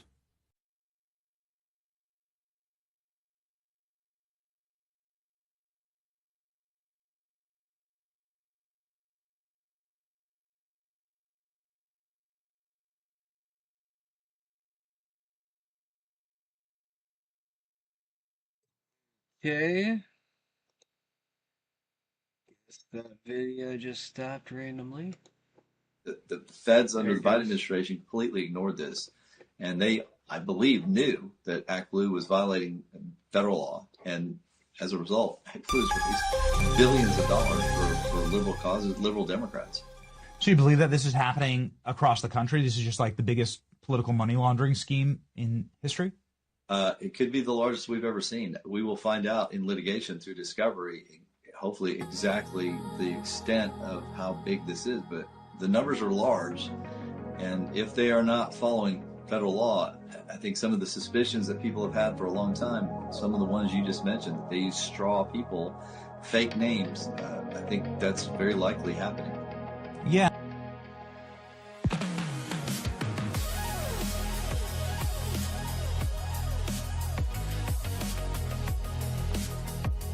Moments ago, President Trump signed an executive order invoking the Defense Production Act to provide federal funds to a range of energy projects. This comes as Americans deal with rising gas prices and oil prices during the conflict with Iran. The measures cover a bunch of sectors, including coal, liquefied natural gas, domestic petroleum, and power grid infrastructure. Moments ago, President Trump signed an executive order invoking the Defense Production Act to provide federal funds to a range of energy projects. This comes as Americans deal with rising gas prices and oil prices during the conflict. What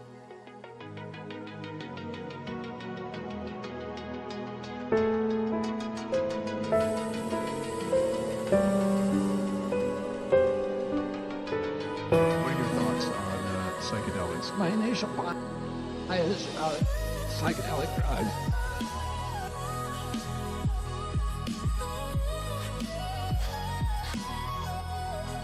is again colored by my experience. What are your thoughts on psychedelics? My initial bias about psychedelic drugs is again colored by my experience of being in recovery for 40 years. I don't think that in most cases that we can fix things that are wrong inside of us with things that are outside of us, with all the things that we reach for when we feel discomfort, whether it's drugs or alcohol or sex or reckless behavior. Particularly people who are prone to addiction are always looking for things outside of them to fill this empty hole that they have inside of them. Having said that, my wife in 2012 took her own life and left me with 6 children.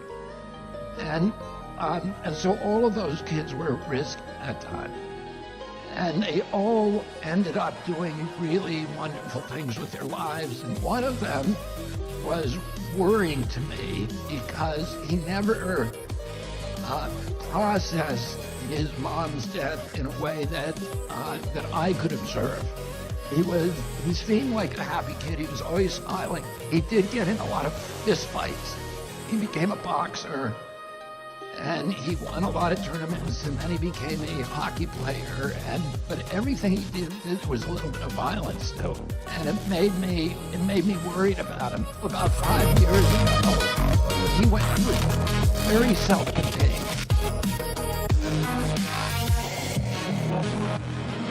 We're gonna switch over to the game now.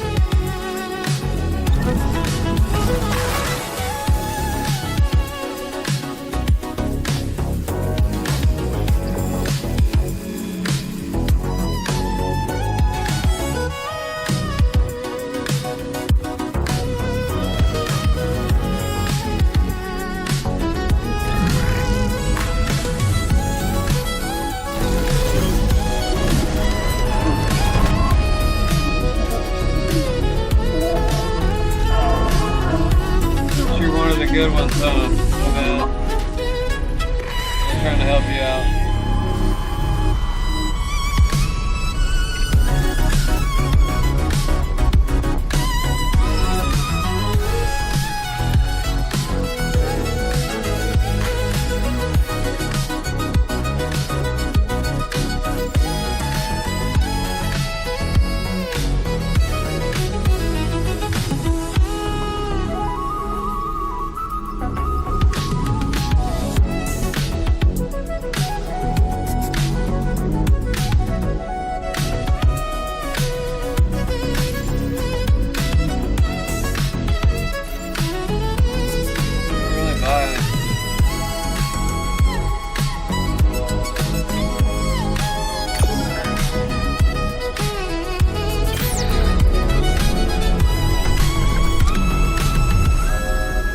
I'm playing on hard.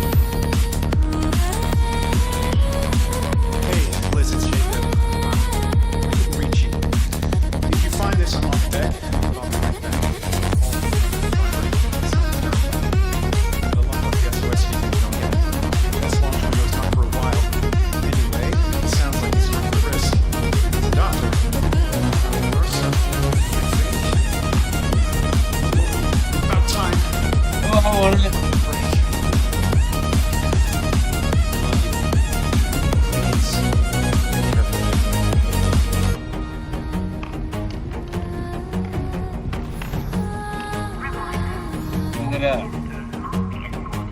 Go pick it up.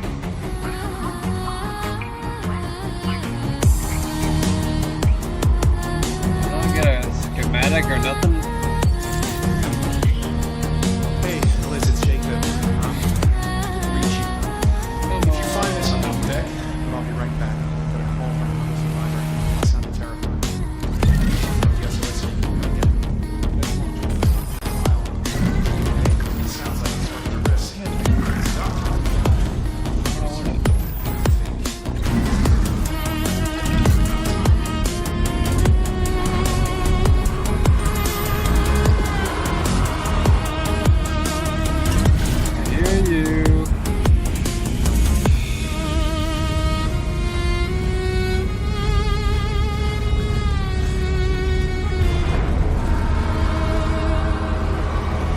Stop hiding.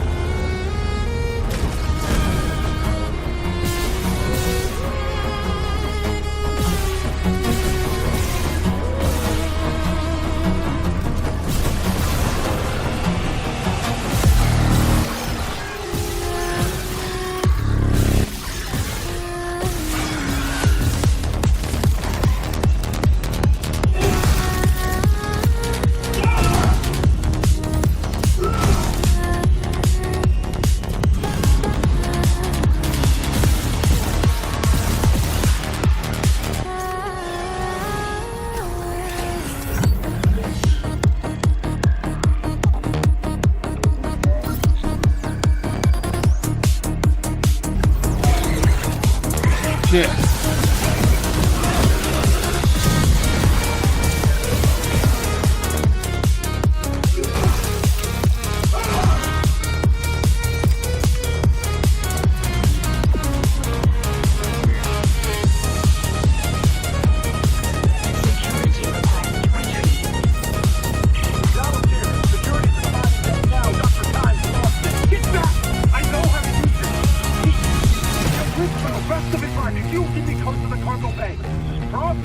Why the hell would we have codes for cargo? I must get to the marker. We're running out of time. Give me those codes. Christ, is this what you did to the captain? No, Ben was an accident. Don't you dare compare me to someone like Mercer. I'm trying to save you. The markers are only home. No, Ben's not. He's ours. We're in the fucking security. Where's the force gun at? I think I'm missing out on a lot of different guns. I found the light gun.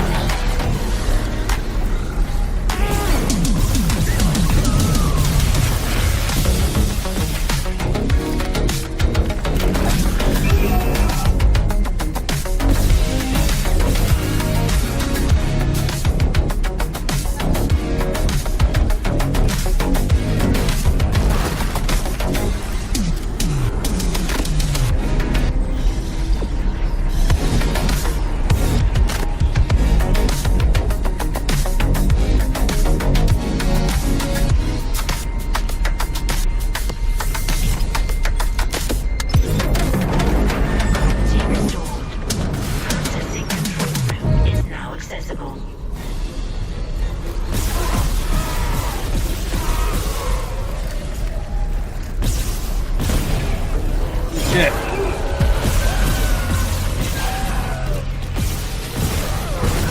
Fucking A.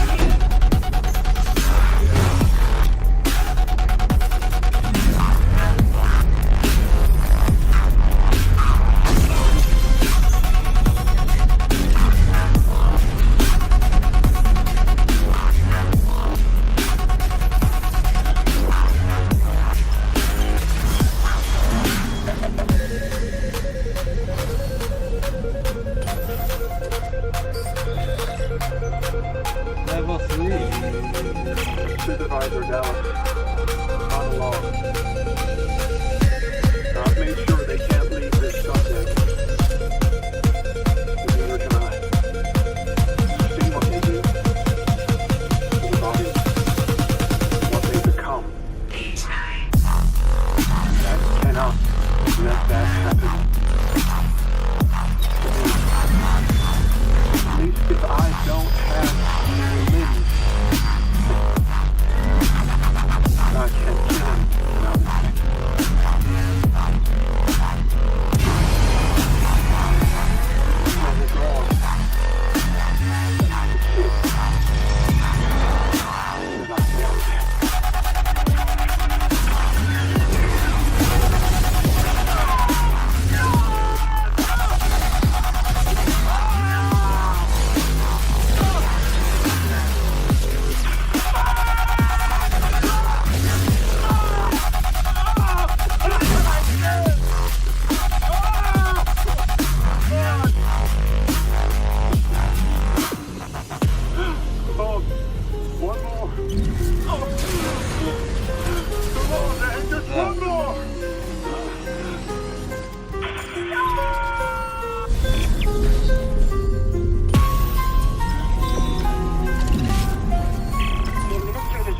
location.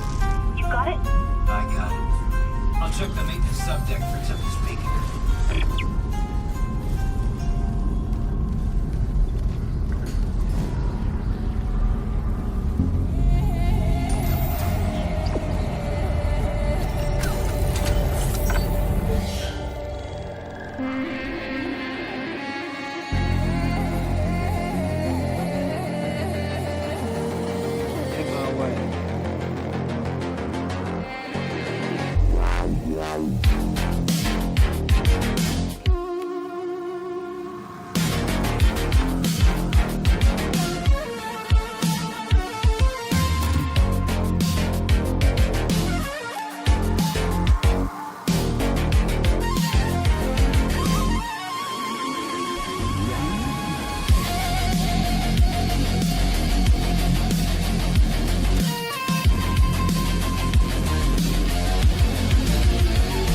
David Wilcock is dead.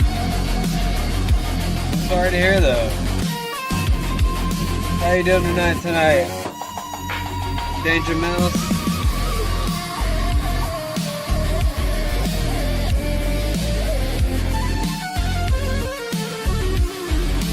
I don't know if I said that right. I had so much music in my ear I couldn't hear myself talk. How you doing tonight?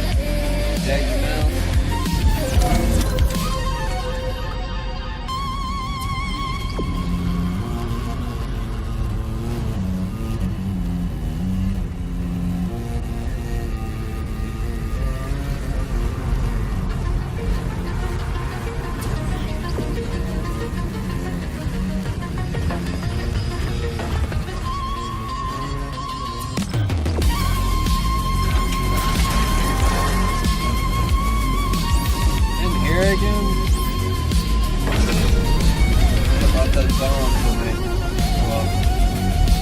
late now. We got spears though. Empty spikes on the ground.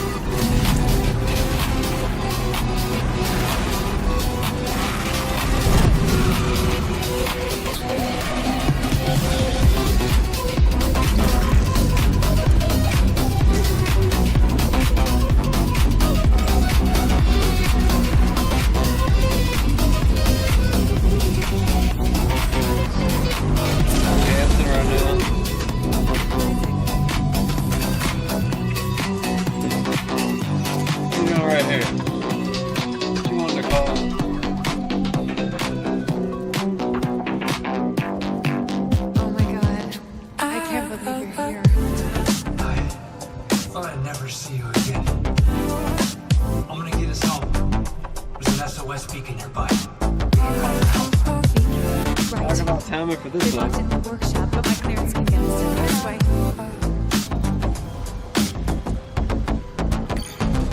I reach into my mind.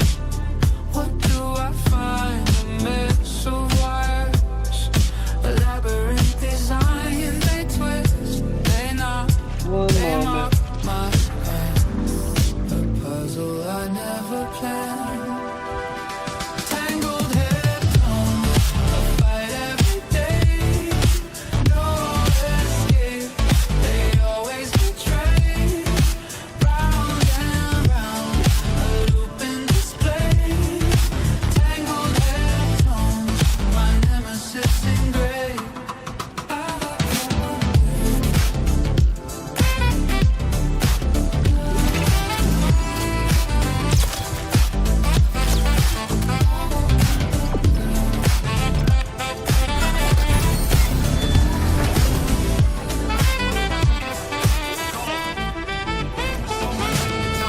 I pull one end, the other gets tight. A wrestling match in the morning light, like snakes at a war. They hiss and cling, the chaos they always bring. But oh, when they're free, the sound melody is it worth the scream?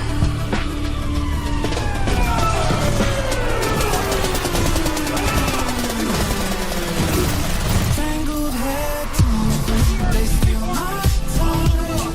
A twisted fate, a daily climb.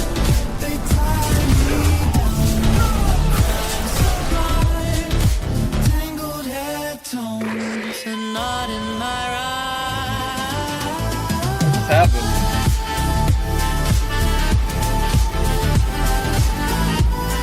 What? I didn't die. What the fuck happened? I didn't die. What the fuck? What in the world happened? I'd save myself from this daily race, but maybe you're right. I'm naughty, a little chaos to start my day. Was I supposed to save her or something? Everyone's counting on us. I wasn't paying attention to her. I don't know.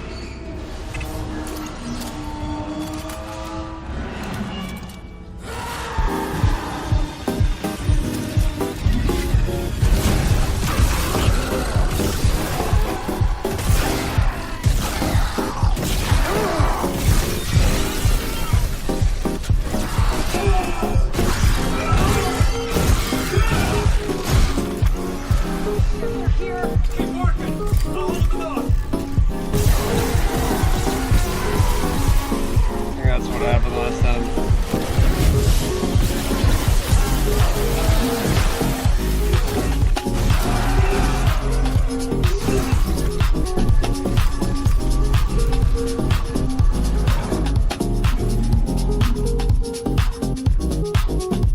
It's done.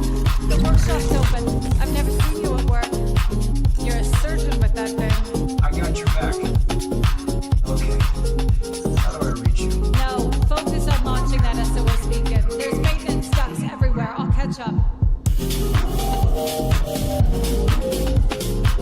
see any more? Hide.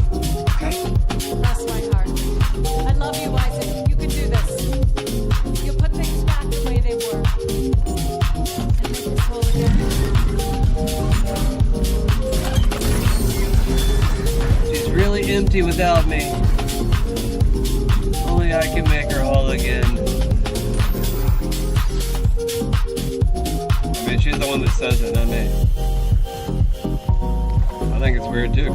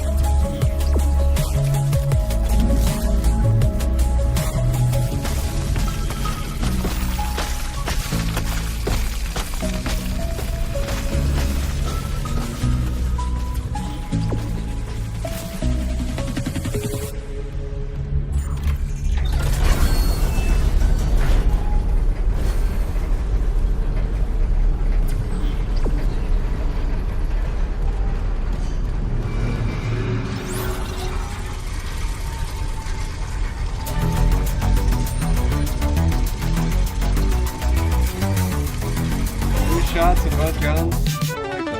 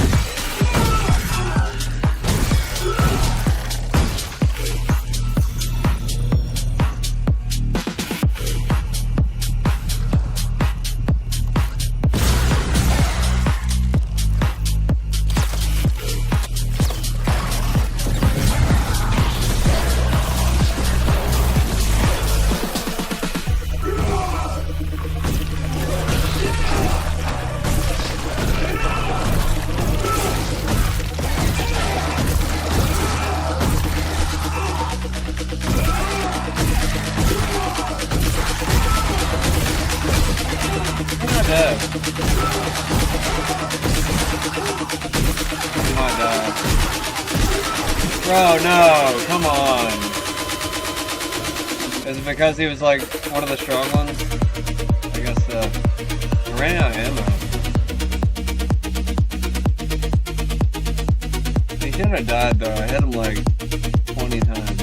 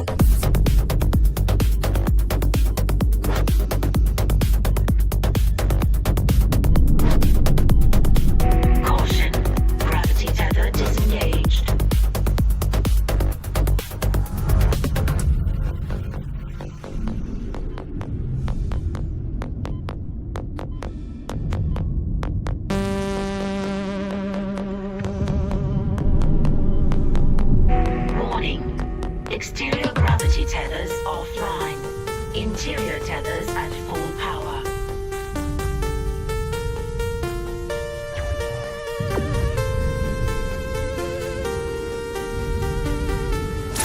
Exiting vacuum.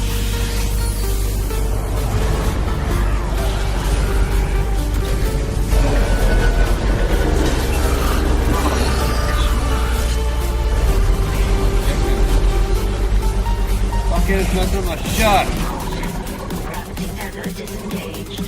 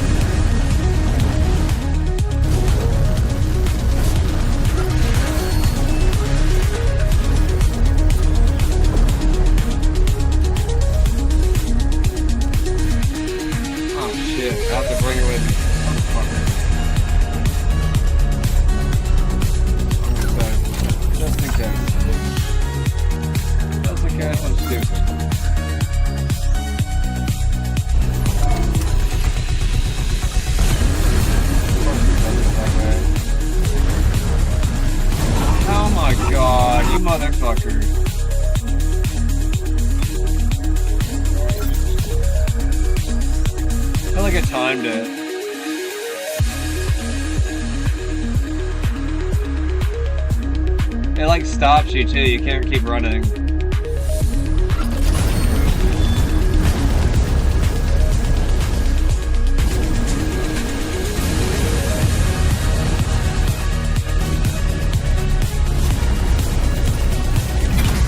Got it. Alright.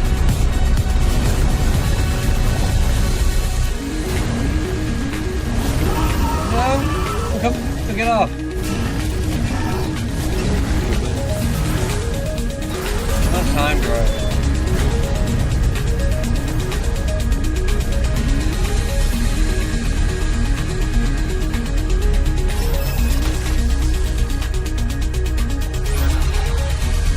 How bloody I am now. It's kinda cool.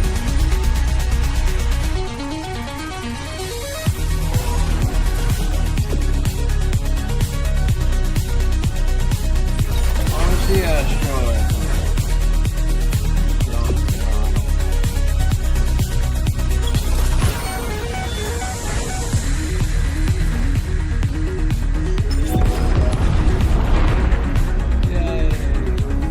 It's working. The beacon's online, broadcasting wideband. I'll align the receiver.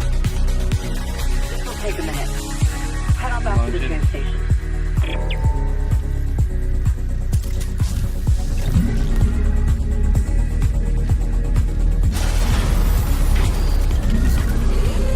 Hazardous anomaly detected.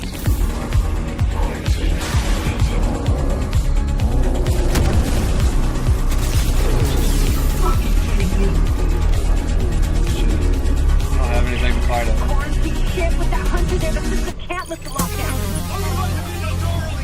I'll try. I don't have anything? Dude, how am I gonna fucking do this? Right half the circuit. Almost there. Hold it off. I don't have any stasis or anything.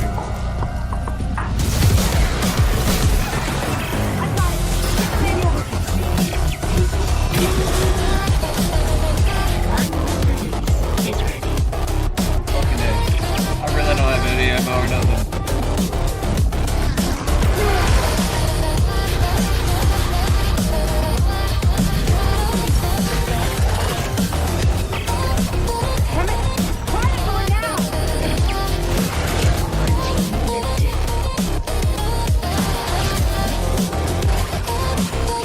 Get up!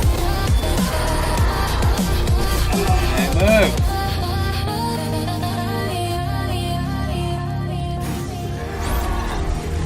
I have to go! I don't have any ammo or nothing.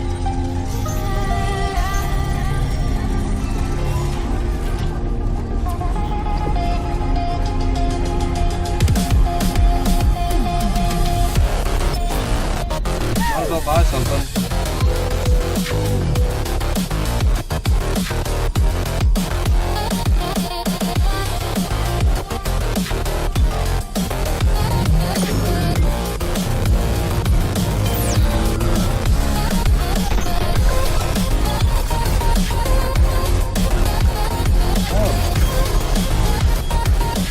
Oh, I heard it stop.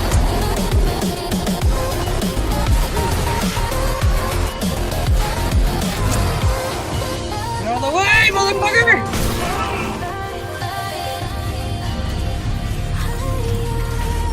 Open up, motherfucker! What the hell? So much bullshit. What is up with the doors? I like back up for like half a second. I think it's gone, but I can't be sure. The system's bugged out again. I'm getting those camera glitches. The ones that look like my brother. Waving at me. Police and beacons away. I'm reminding the... Wait. I need to change the song. It's getting on my nerves.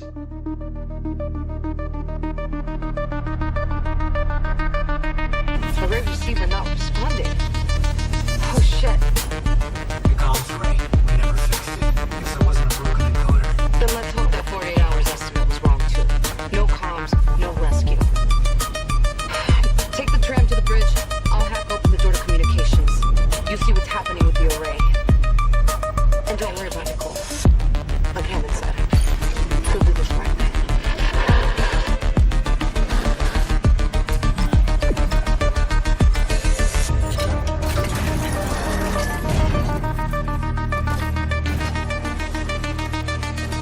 shit.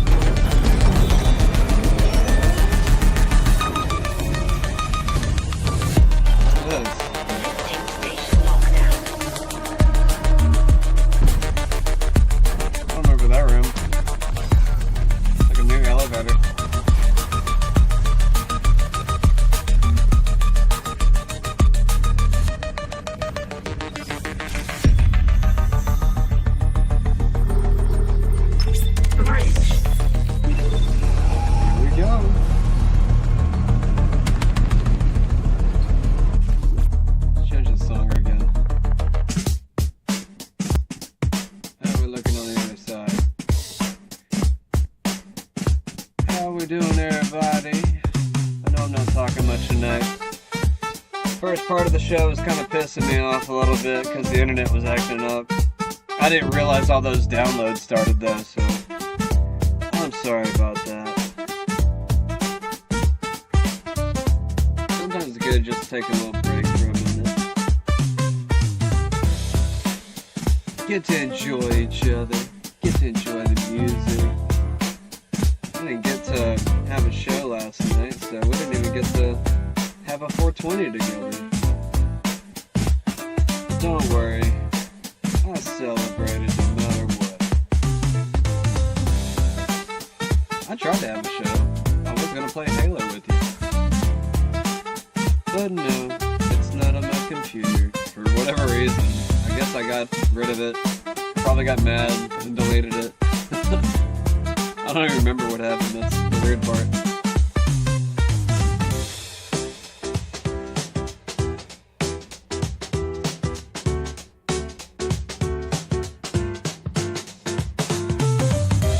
What the hell is this song? It's my elevator music to get me by. Did it change the song or no? Hello? Okay, there it is.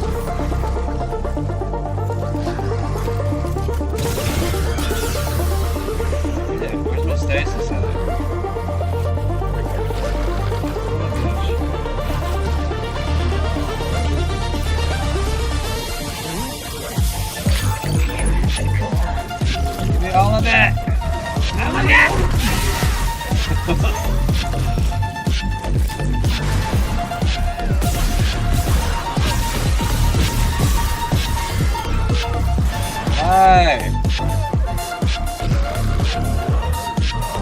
Y'all get up here. You gotta kill each other. Oh yeah. Shit, I missed. Not good.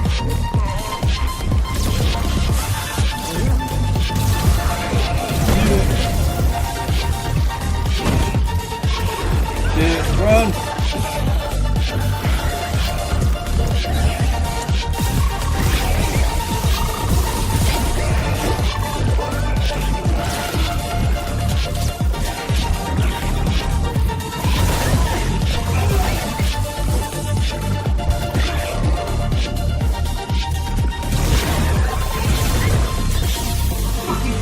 Got one of them. Shit.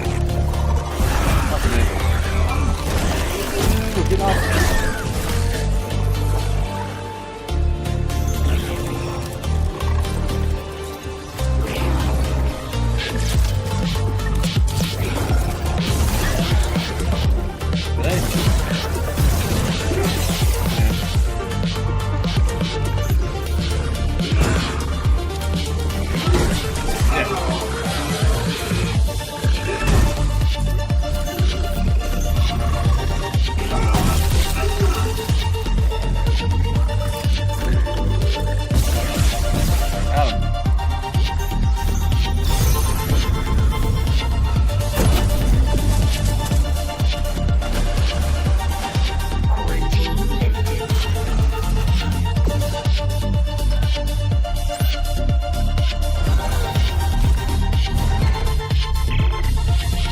Another one. I'm getting weird feedback spikes on local comms. Whatever's wrong with the comms array is spreading. No, that's not it. So, the door to communications should be open. You can head down to the comms control station. And Isaac, watch what you say. I think someone's listening in.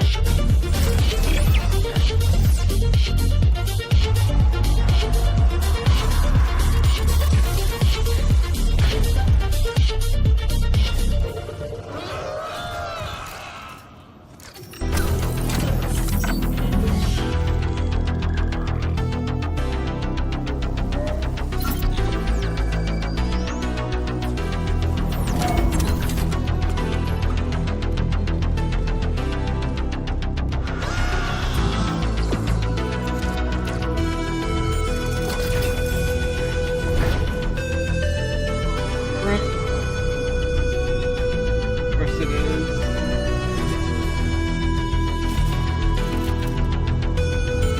Why doesn't there like nothing in here? Out of the way.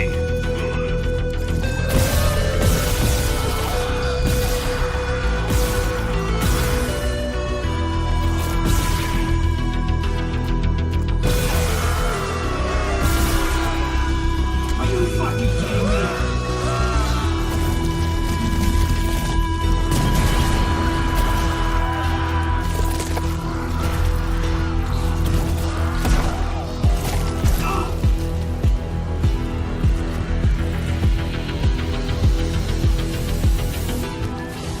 Man, there's like nothing in here.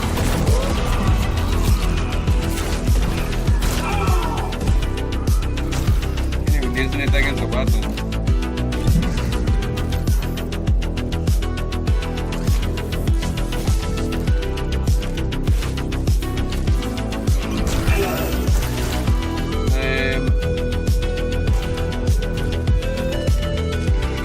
I'm supposed to get past it.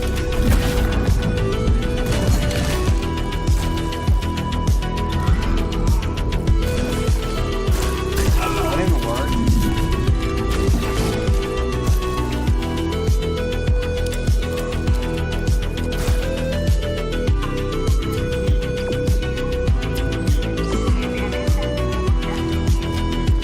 I think I can just run past them. It's gonna be hard to do. Yeah. No, damn it! Oh man, I forgot I could do that. Oh, I need ammo. They're like not giving me anything.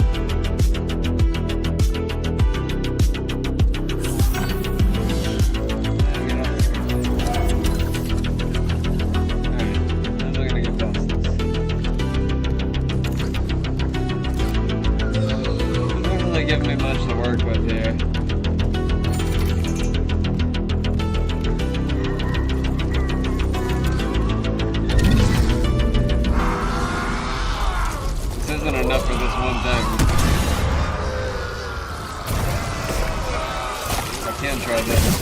fucking A, dude. I didn't think it was gonna pop back out that quick. Let's see if I can walk right past him and get in that door.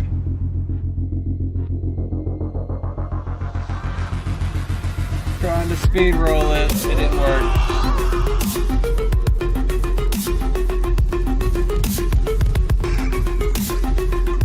You have 9 shots.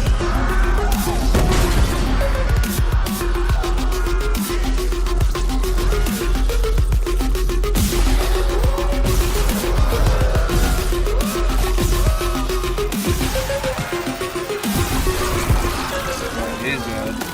That's good. One down.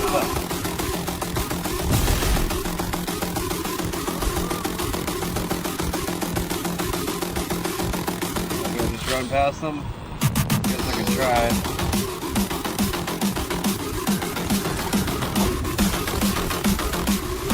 Made it.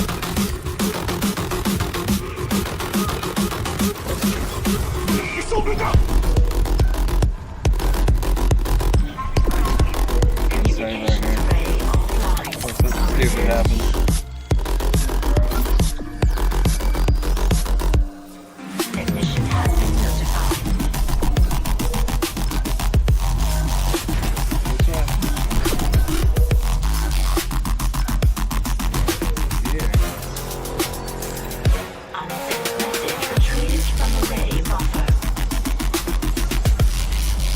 Progress report, Captain Benjamin Matthias, Paragon Jordan, Luna.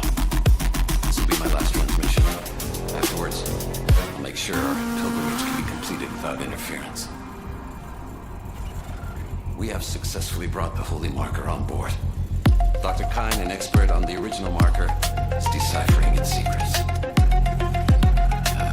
Forgive me for quarantining you just 7. Director Eckhart's work may have been inconvenienced, but he's suffering some sort of epidemic. Regardless, Planet Crack begins tomorrow on schedule. See, Sequence grabs out its illegal operation now that the true prize is ours. Let's see Earth God try to cover this up. Altman be praised. Thaisa.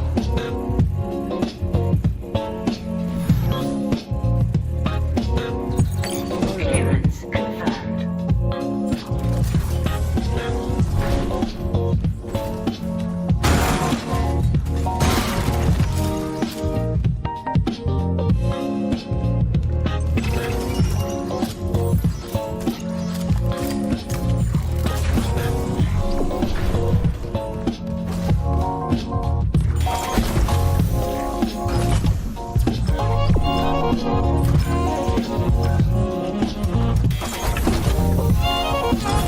Entering zero gravity.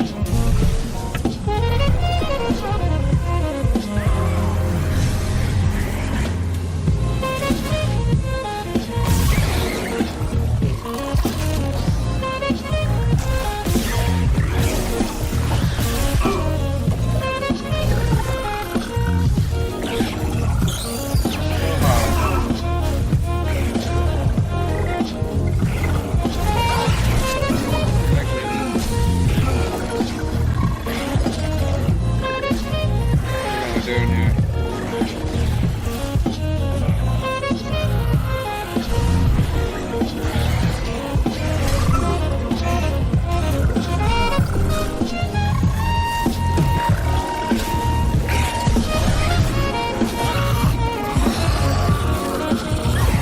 Yeah, there's a lot of them in here. I'm gonna survive this. Too many. Keep missing.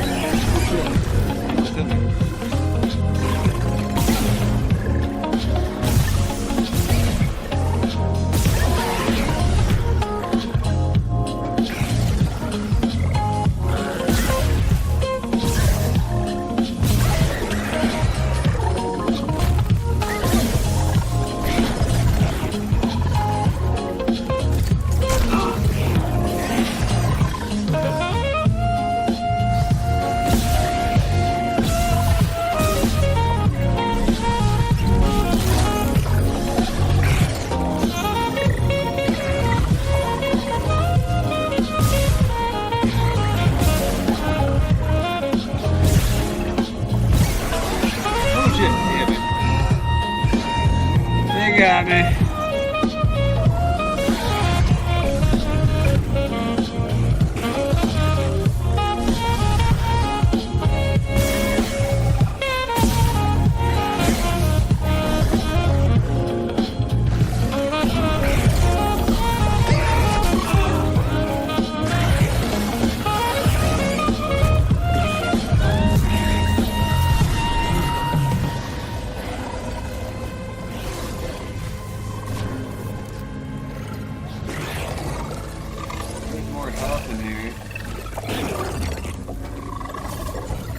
Baby's still alive.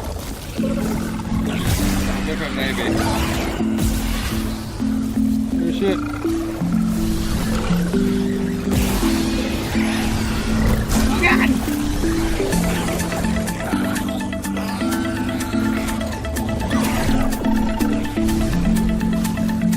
Forgot how to do this.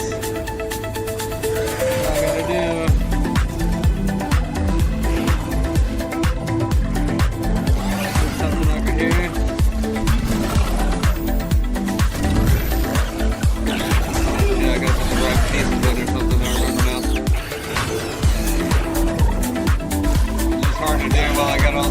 Tell me fucking A. Got my arm. Should have been able to survive that. I'm just kidding.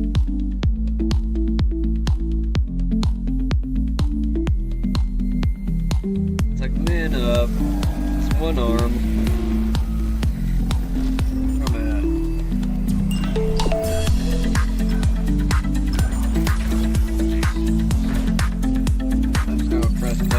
Unsent message retrieved from the day buffer.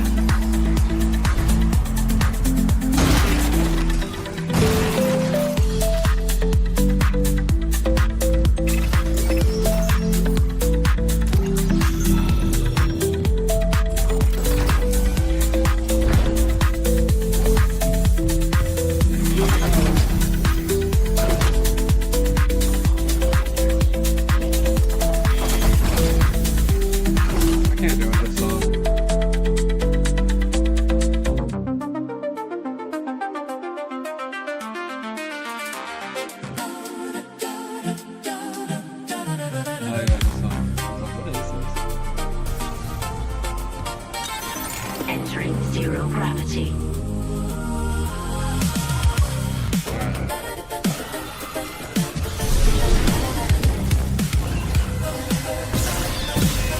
That was quick. Got the first baby. Get the second baby out of the way.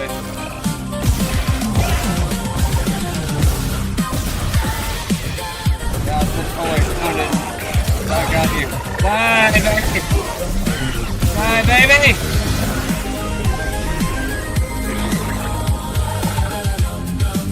Doesn't sound right. I'm like screaming it. My neighbors are like, what? He wants to kill babies!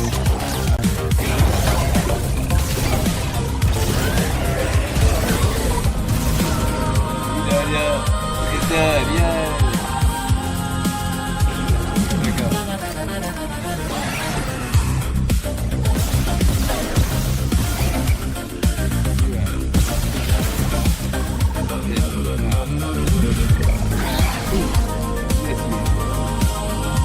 Don't kiss me.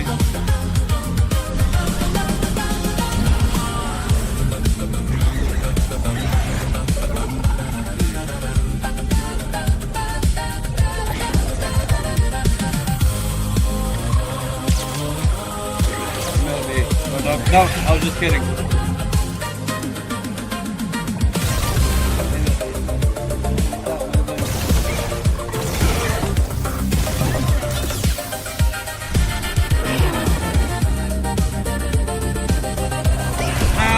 Bitch, I don't know where you're at. Fucking A, you hit me twice.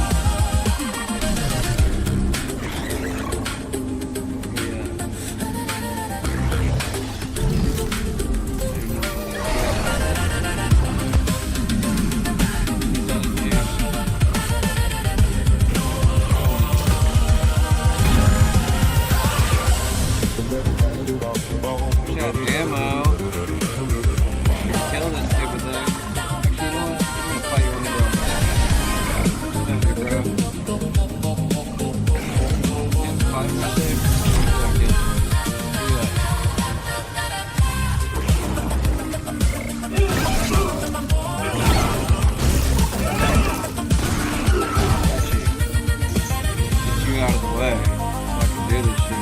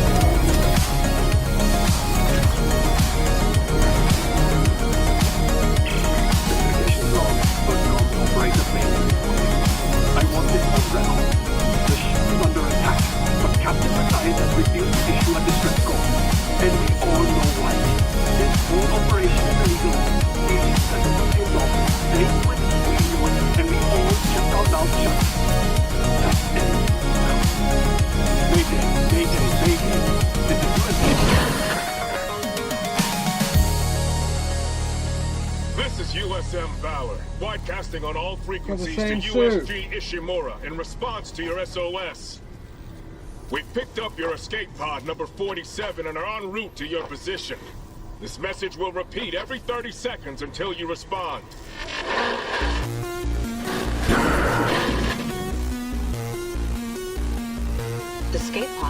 Fuck. The pod Hammond jettisoned. It had Chip. That creature was inside. No. USM Valor, come in. Come in, Valor. Her signal isn't strong enough. You want me to deploy the long-range antenna? No, something's blocking the blast doors over the comms array. The hell? Okay, manual release over. I'll go. Keep trying to release it.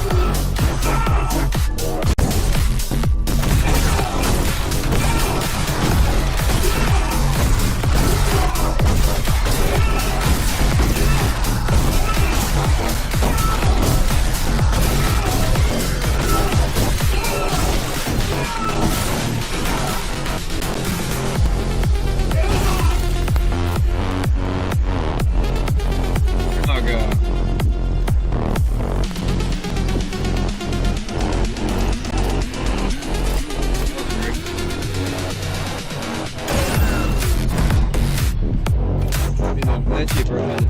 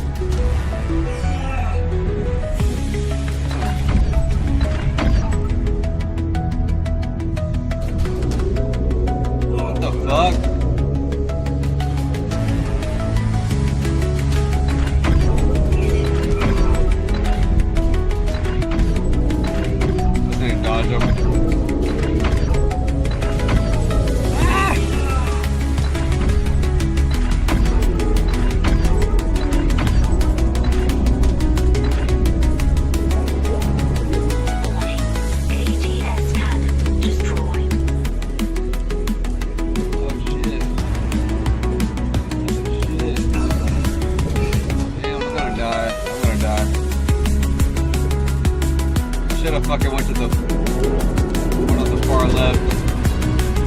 Start.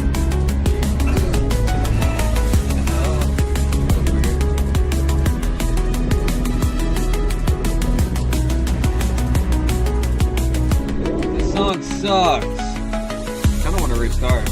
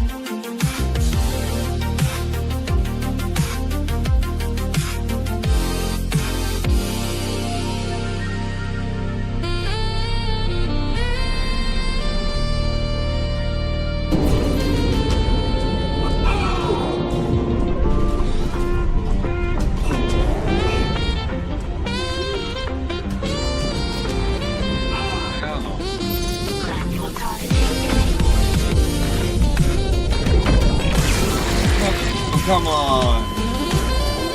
Guess I barely touched it. Remember, this is hard mode. It's hard mode, and I'm playing stupid.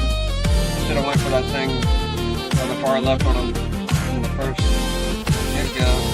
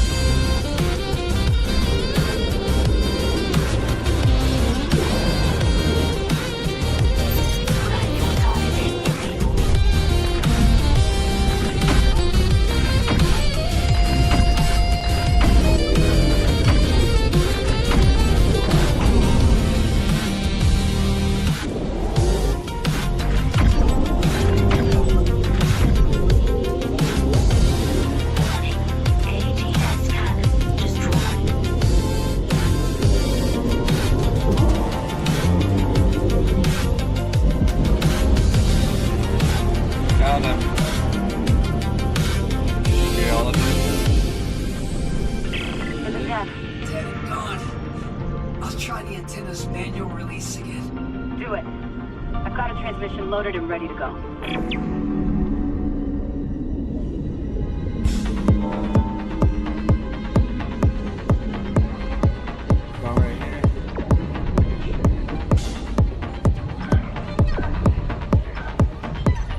Exiting zero gravity. Exiting vacuum.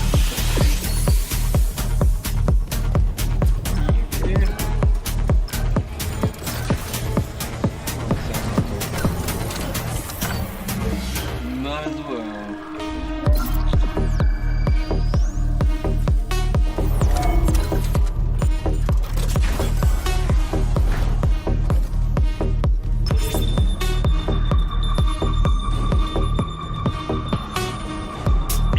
Yes!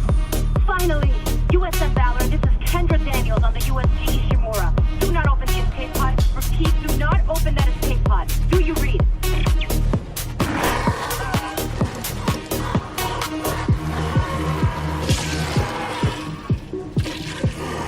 That's reassuring. Great. The Valor! It's heading right for you! Brace yourself!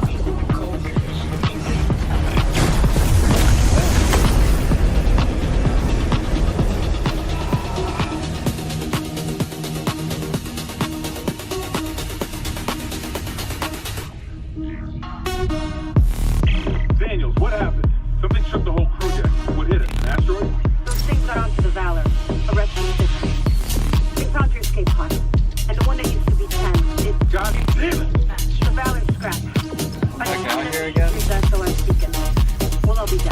No, that's what I was telling you. I found an executive shuttle on the crew deck, intact. But the log says that shuttle's missing a singularity core. It can't get us home. If the Valor's singularity course, okay? I can salvage it, install it on that shuttle. We're fucking out of here. Where's the Valor now? It's near comms. Keep us stable. Isaac, I'll grab a suit and EVA onto the Valor. Meet me there. We'll find that core together. Let's see UC clean up their own mess. I'm saving what I can.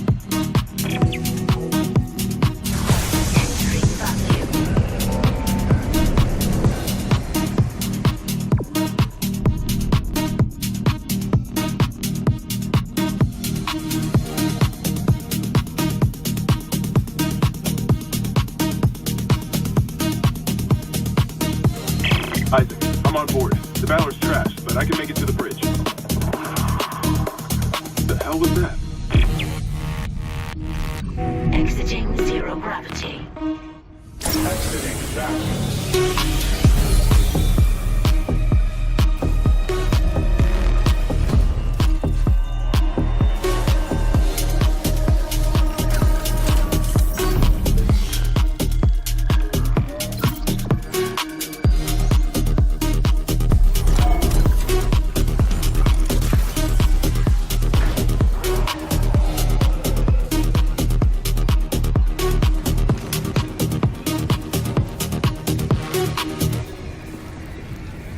Isaac, we have a problem.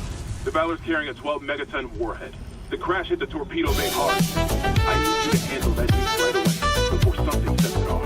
Handle 12 megatons? You know I'm not a nuclear engineer, right? I don't need you to be. Just stabilize the warhead and eject it away from the Ishimura. Christ heaven. No one trained you to carve up monsters with a plasma cutter either. You haven't let us down yet.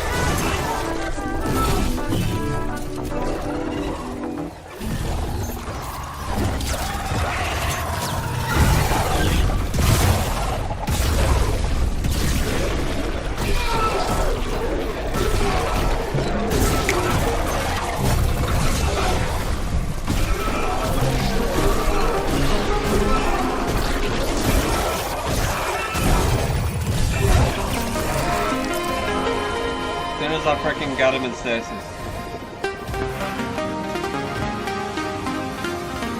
Hard mode is hard.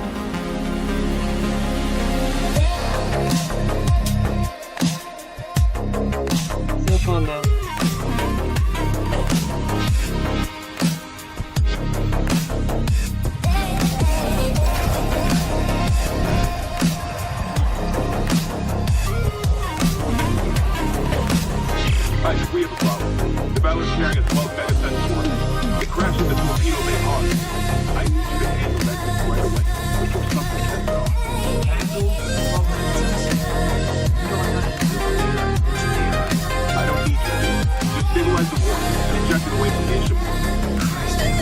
No one trained to carve up monsters with a plasma cutter either.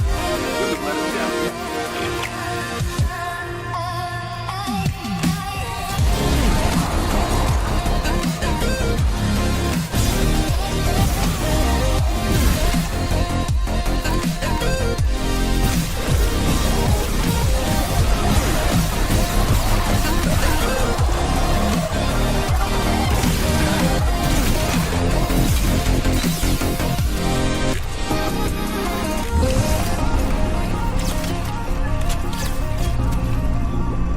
The soldiers must have had stasis units on their armor. When they were turned, those units merged right into their body, changed them. They're fucking fast, I think. Stay sharp.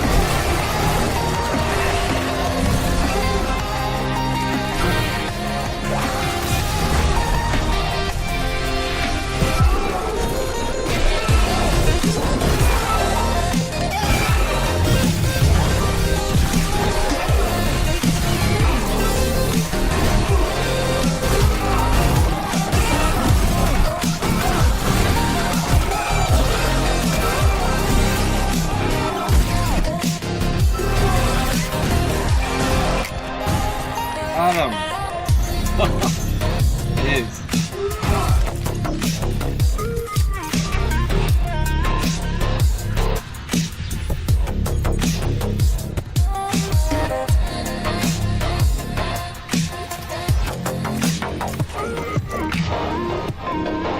The freaking.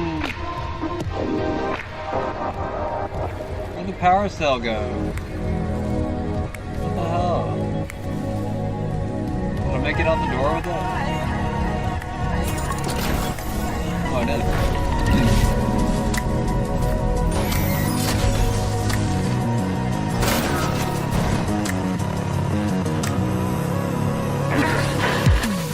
Mr. Clark? Hello? I must speak with you. What is it? Dr. Terrence Conn, Rushmore's chief science officer. I studied the marker for the church. But the planet won't rest until the marker is returned. You can't leave. Watch me.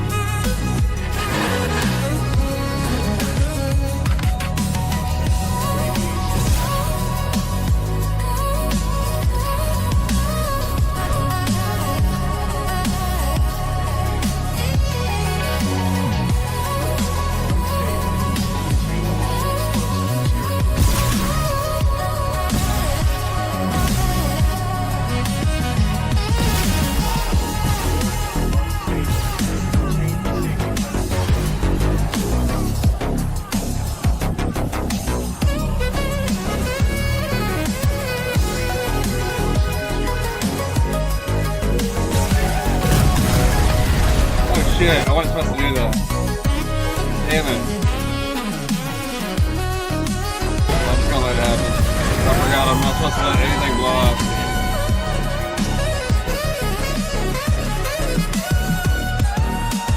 So I guess I just gotta stasis and run away.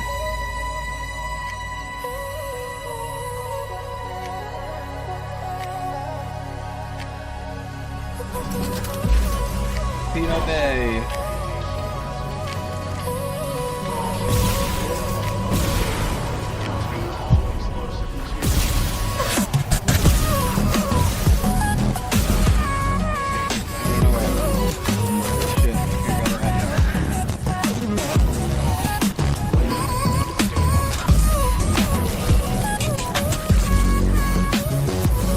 What I'm running from.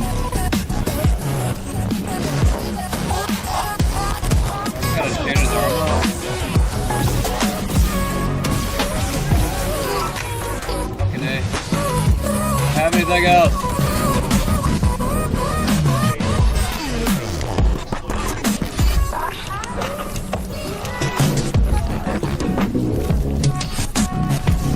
Oh shit, he did it. No way. Why did he do that? Why did he do that? It's so random. What was I supposed to do? I'm not confused.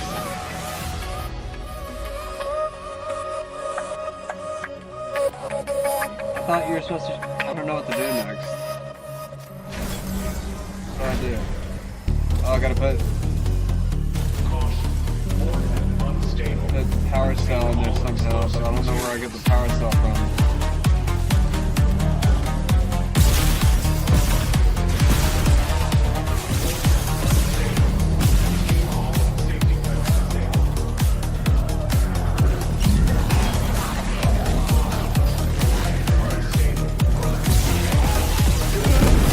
Shit, I didn't mean to shoot it. Fucking idiot.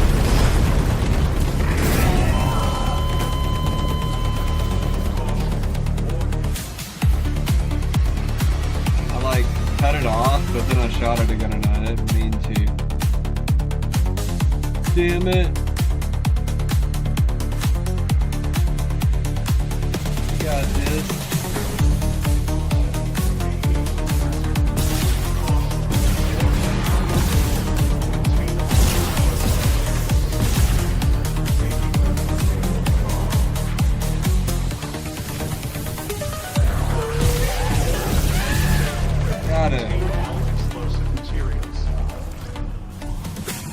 There's another one over there. I just don't know how to get to it.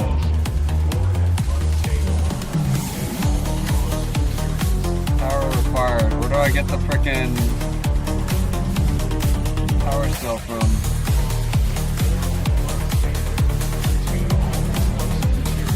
Is it never in the corner somewhere? I don't know how to get to it. Oh wait, there it is.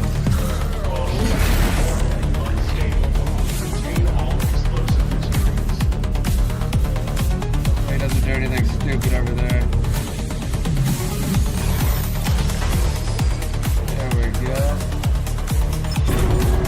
Now can I leave? Yay! I'm gonna leave now.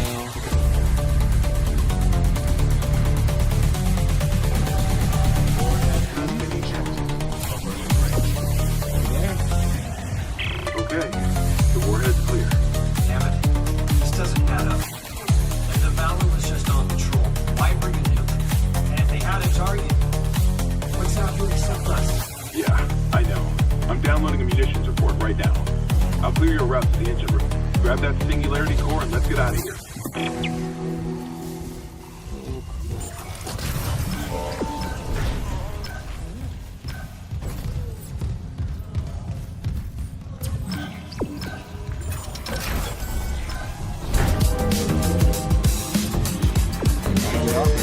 Oh no shit! Fucking hell. Keep it coming.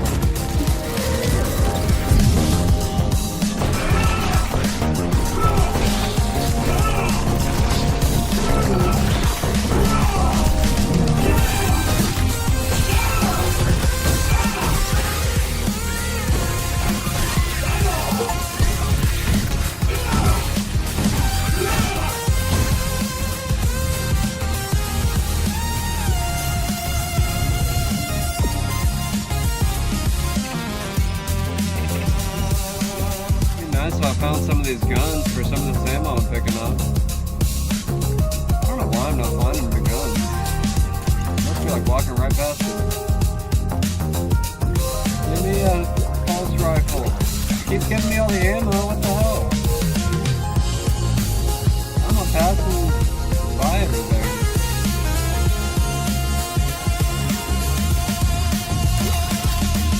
What? There's like so much pulse rifle ammo. Have a pulse rifle. Do they like not give you guns in hard mode?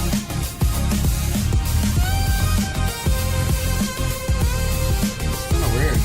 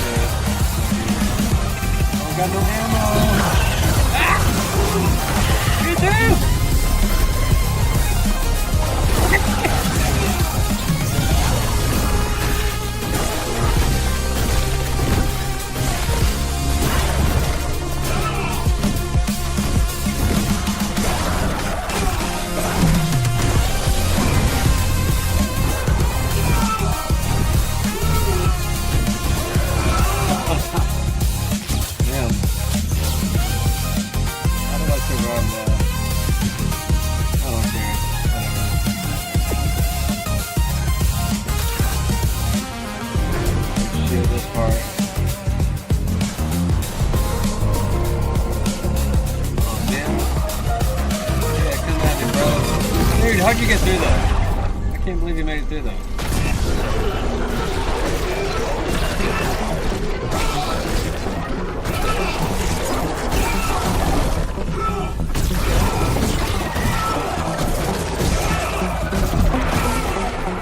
Got him. Oh no, I didn't. How the fuck are you still alive? I got him.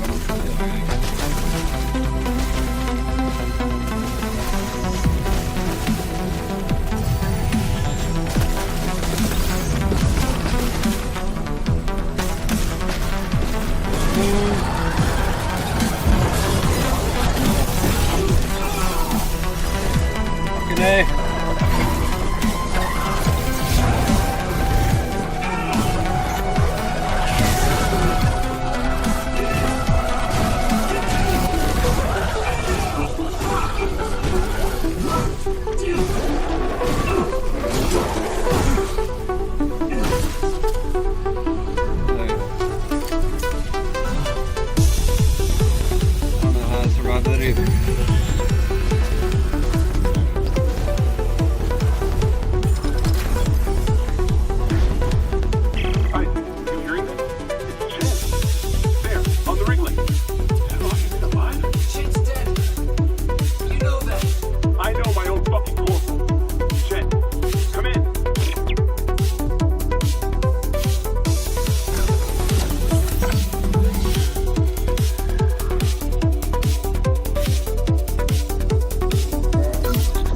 Shin is alive. We all saw him die.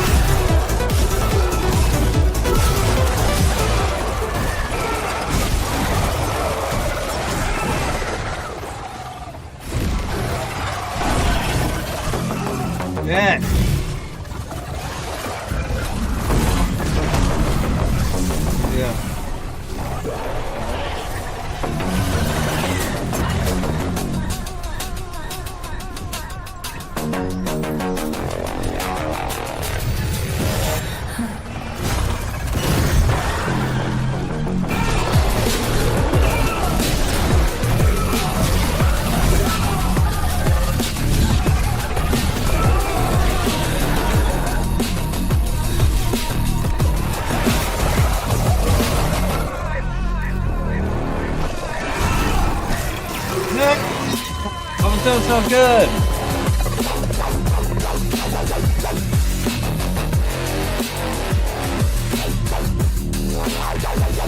I did kind of get cocky there at the end. I was like, I can blow right through him.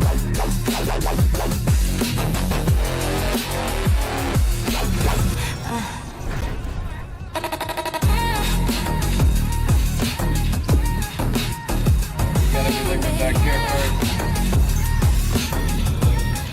I need everything I can get.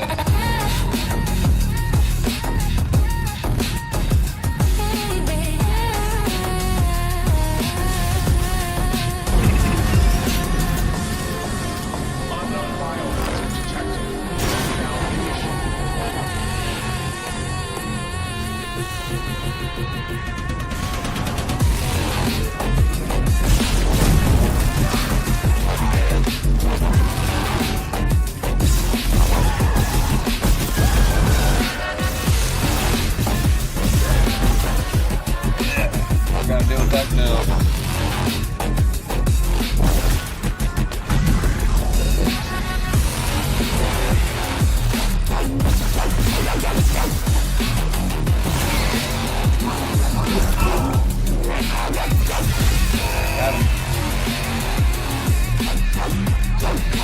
Got him. The ammo?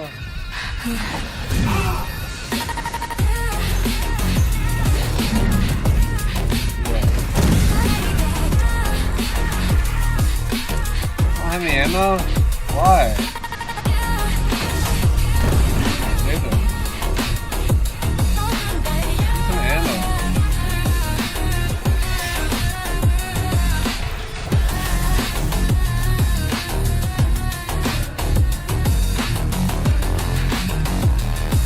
Like I don't have any ammo. I'm doing pretty good with ammo too. I don't even know where the other aliens are at. Whoa! They're not giving me anything.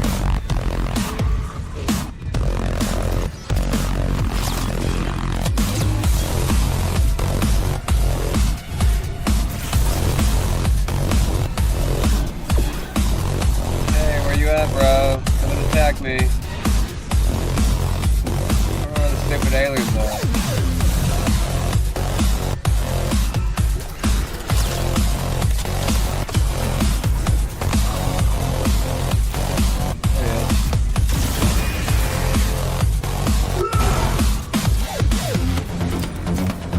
Everybody. All the time they're gonna come and attack me.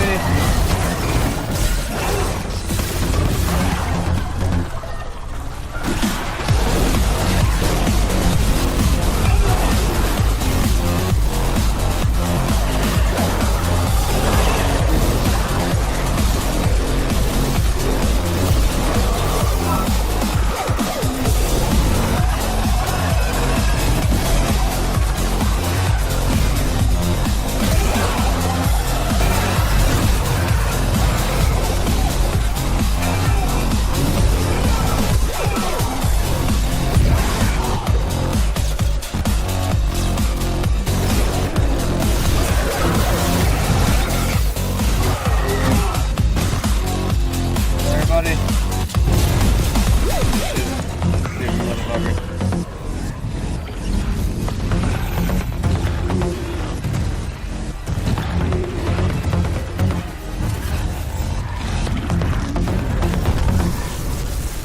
Shit, I almost walked into it. Hey, bro.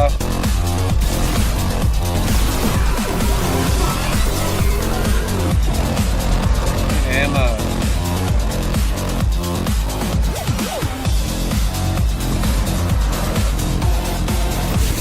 Yeah, dude, I wasn't even in it.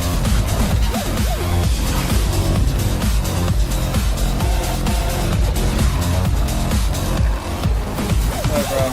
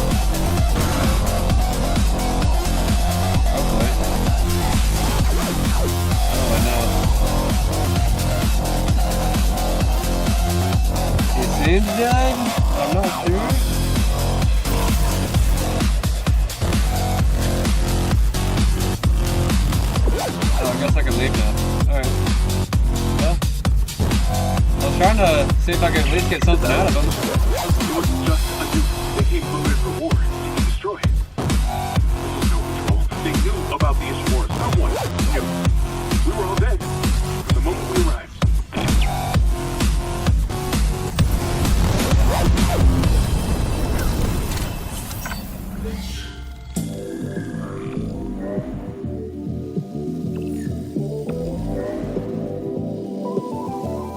Alright, I probably should call it a night here soon.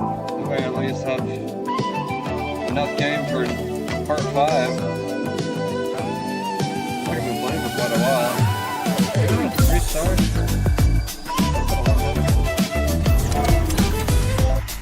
Alright. I've been going for almost 4 hours. Yeah, we're gonna call it a night, y'all.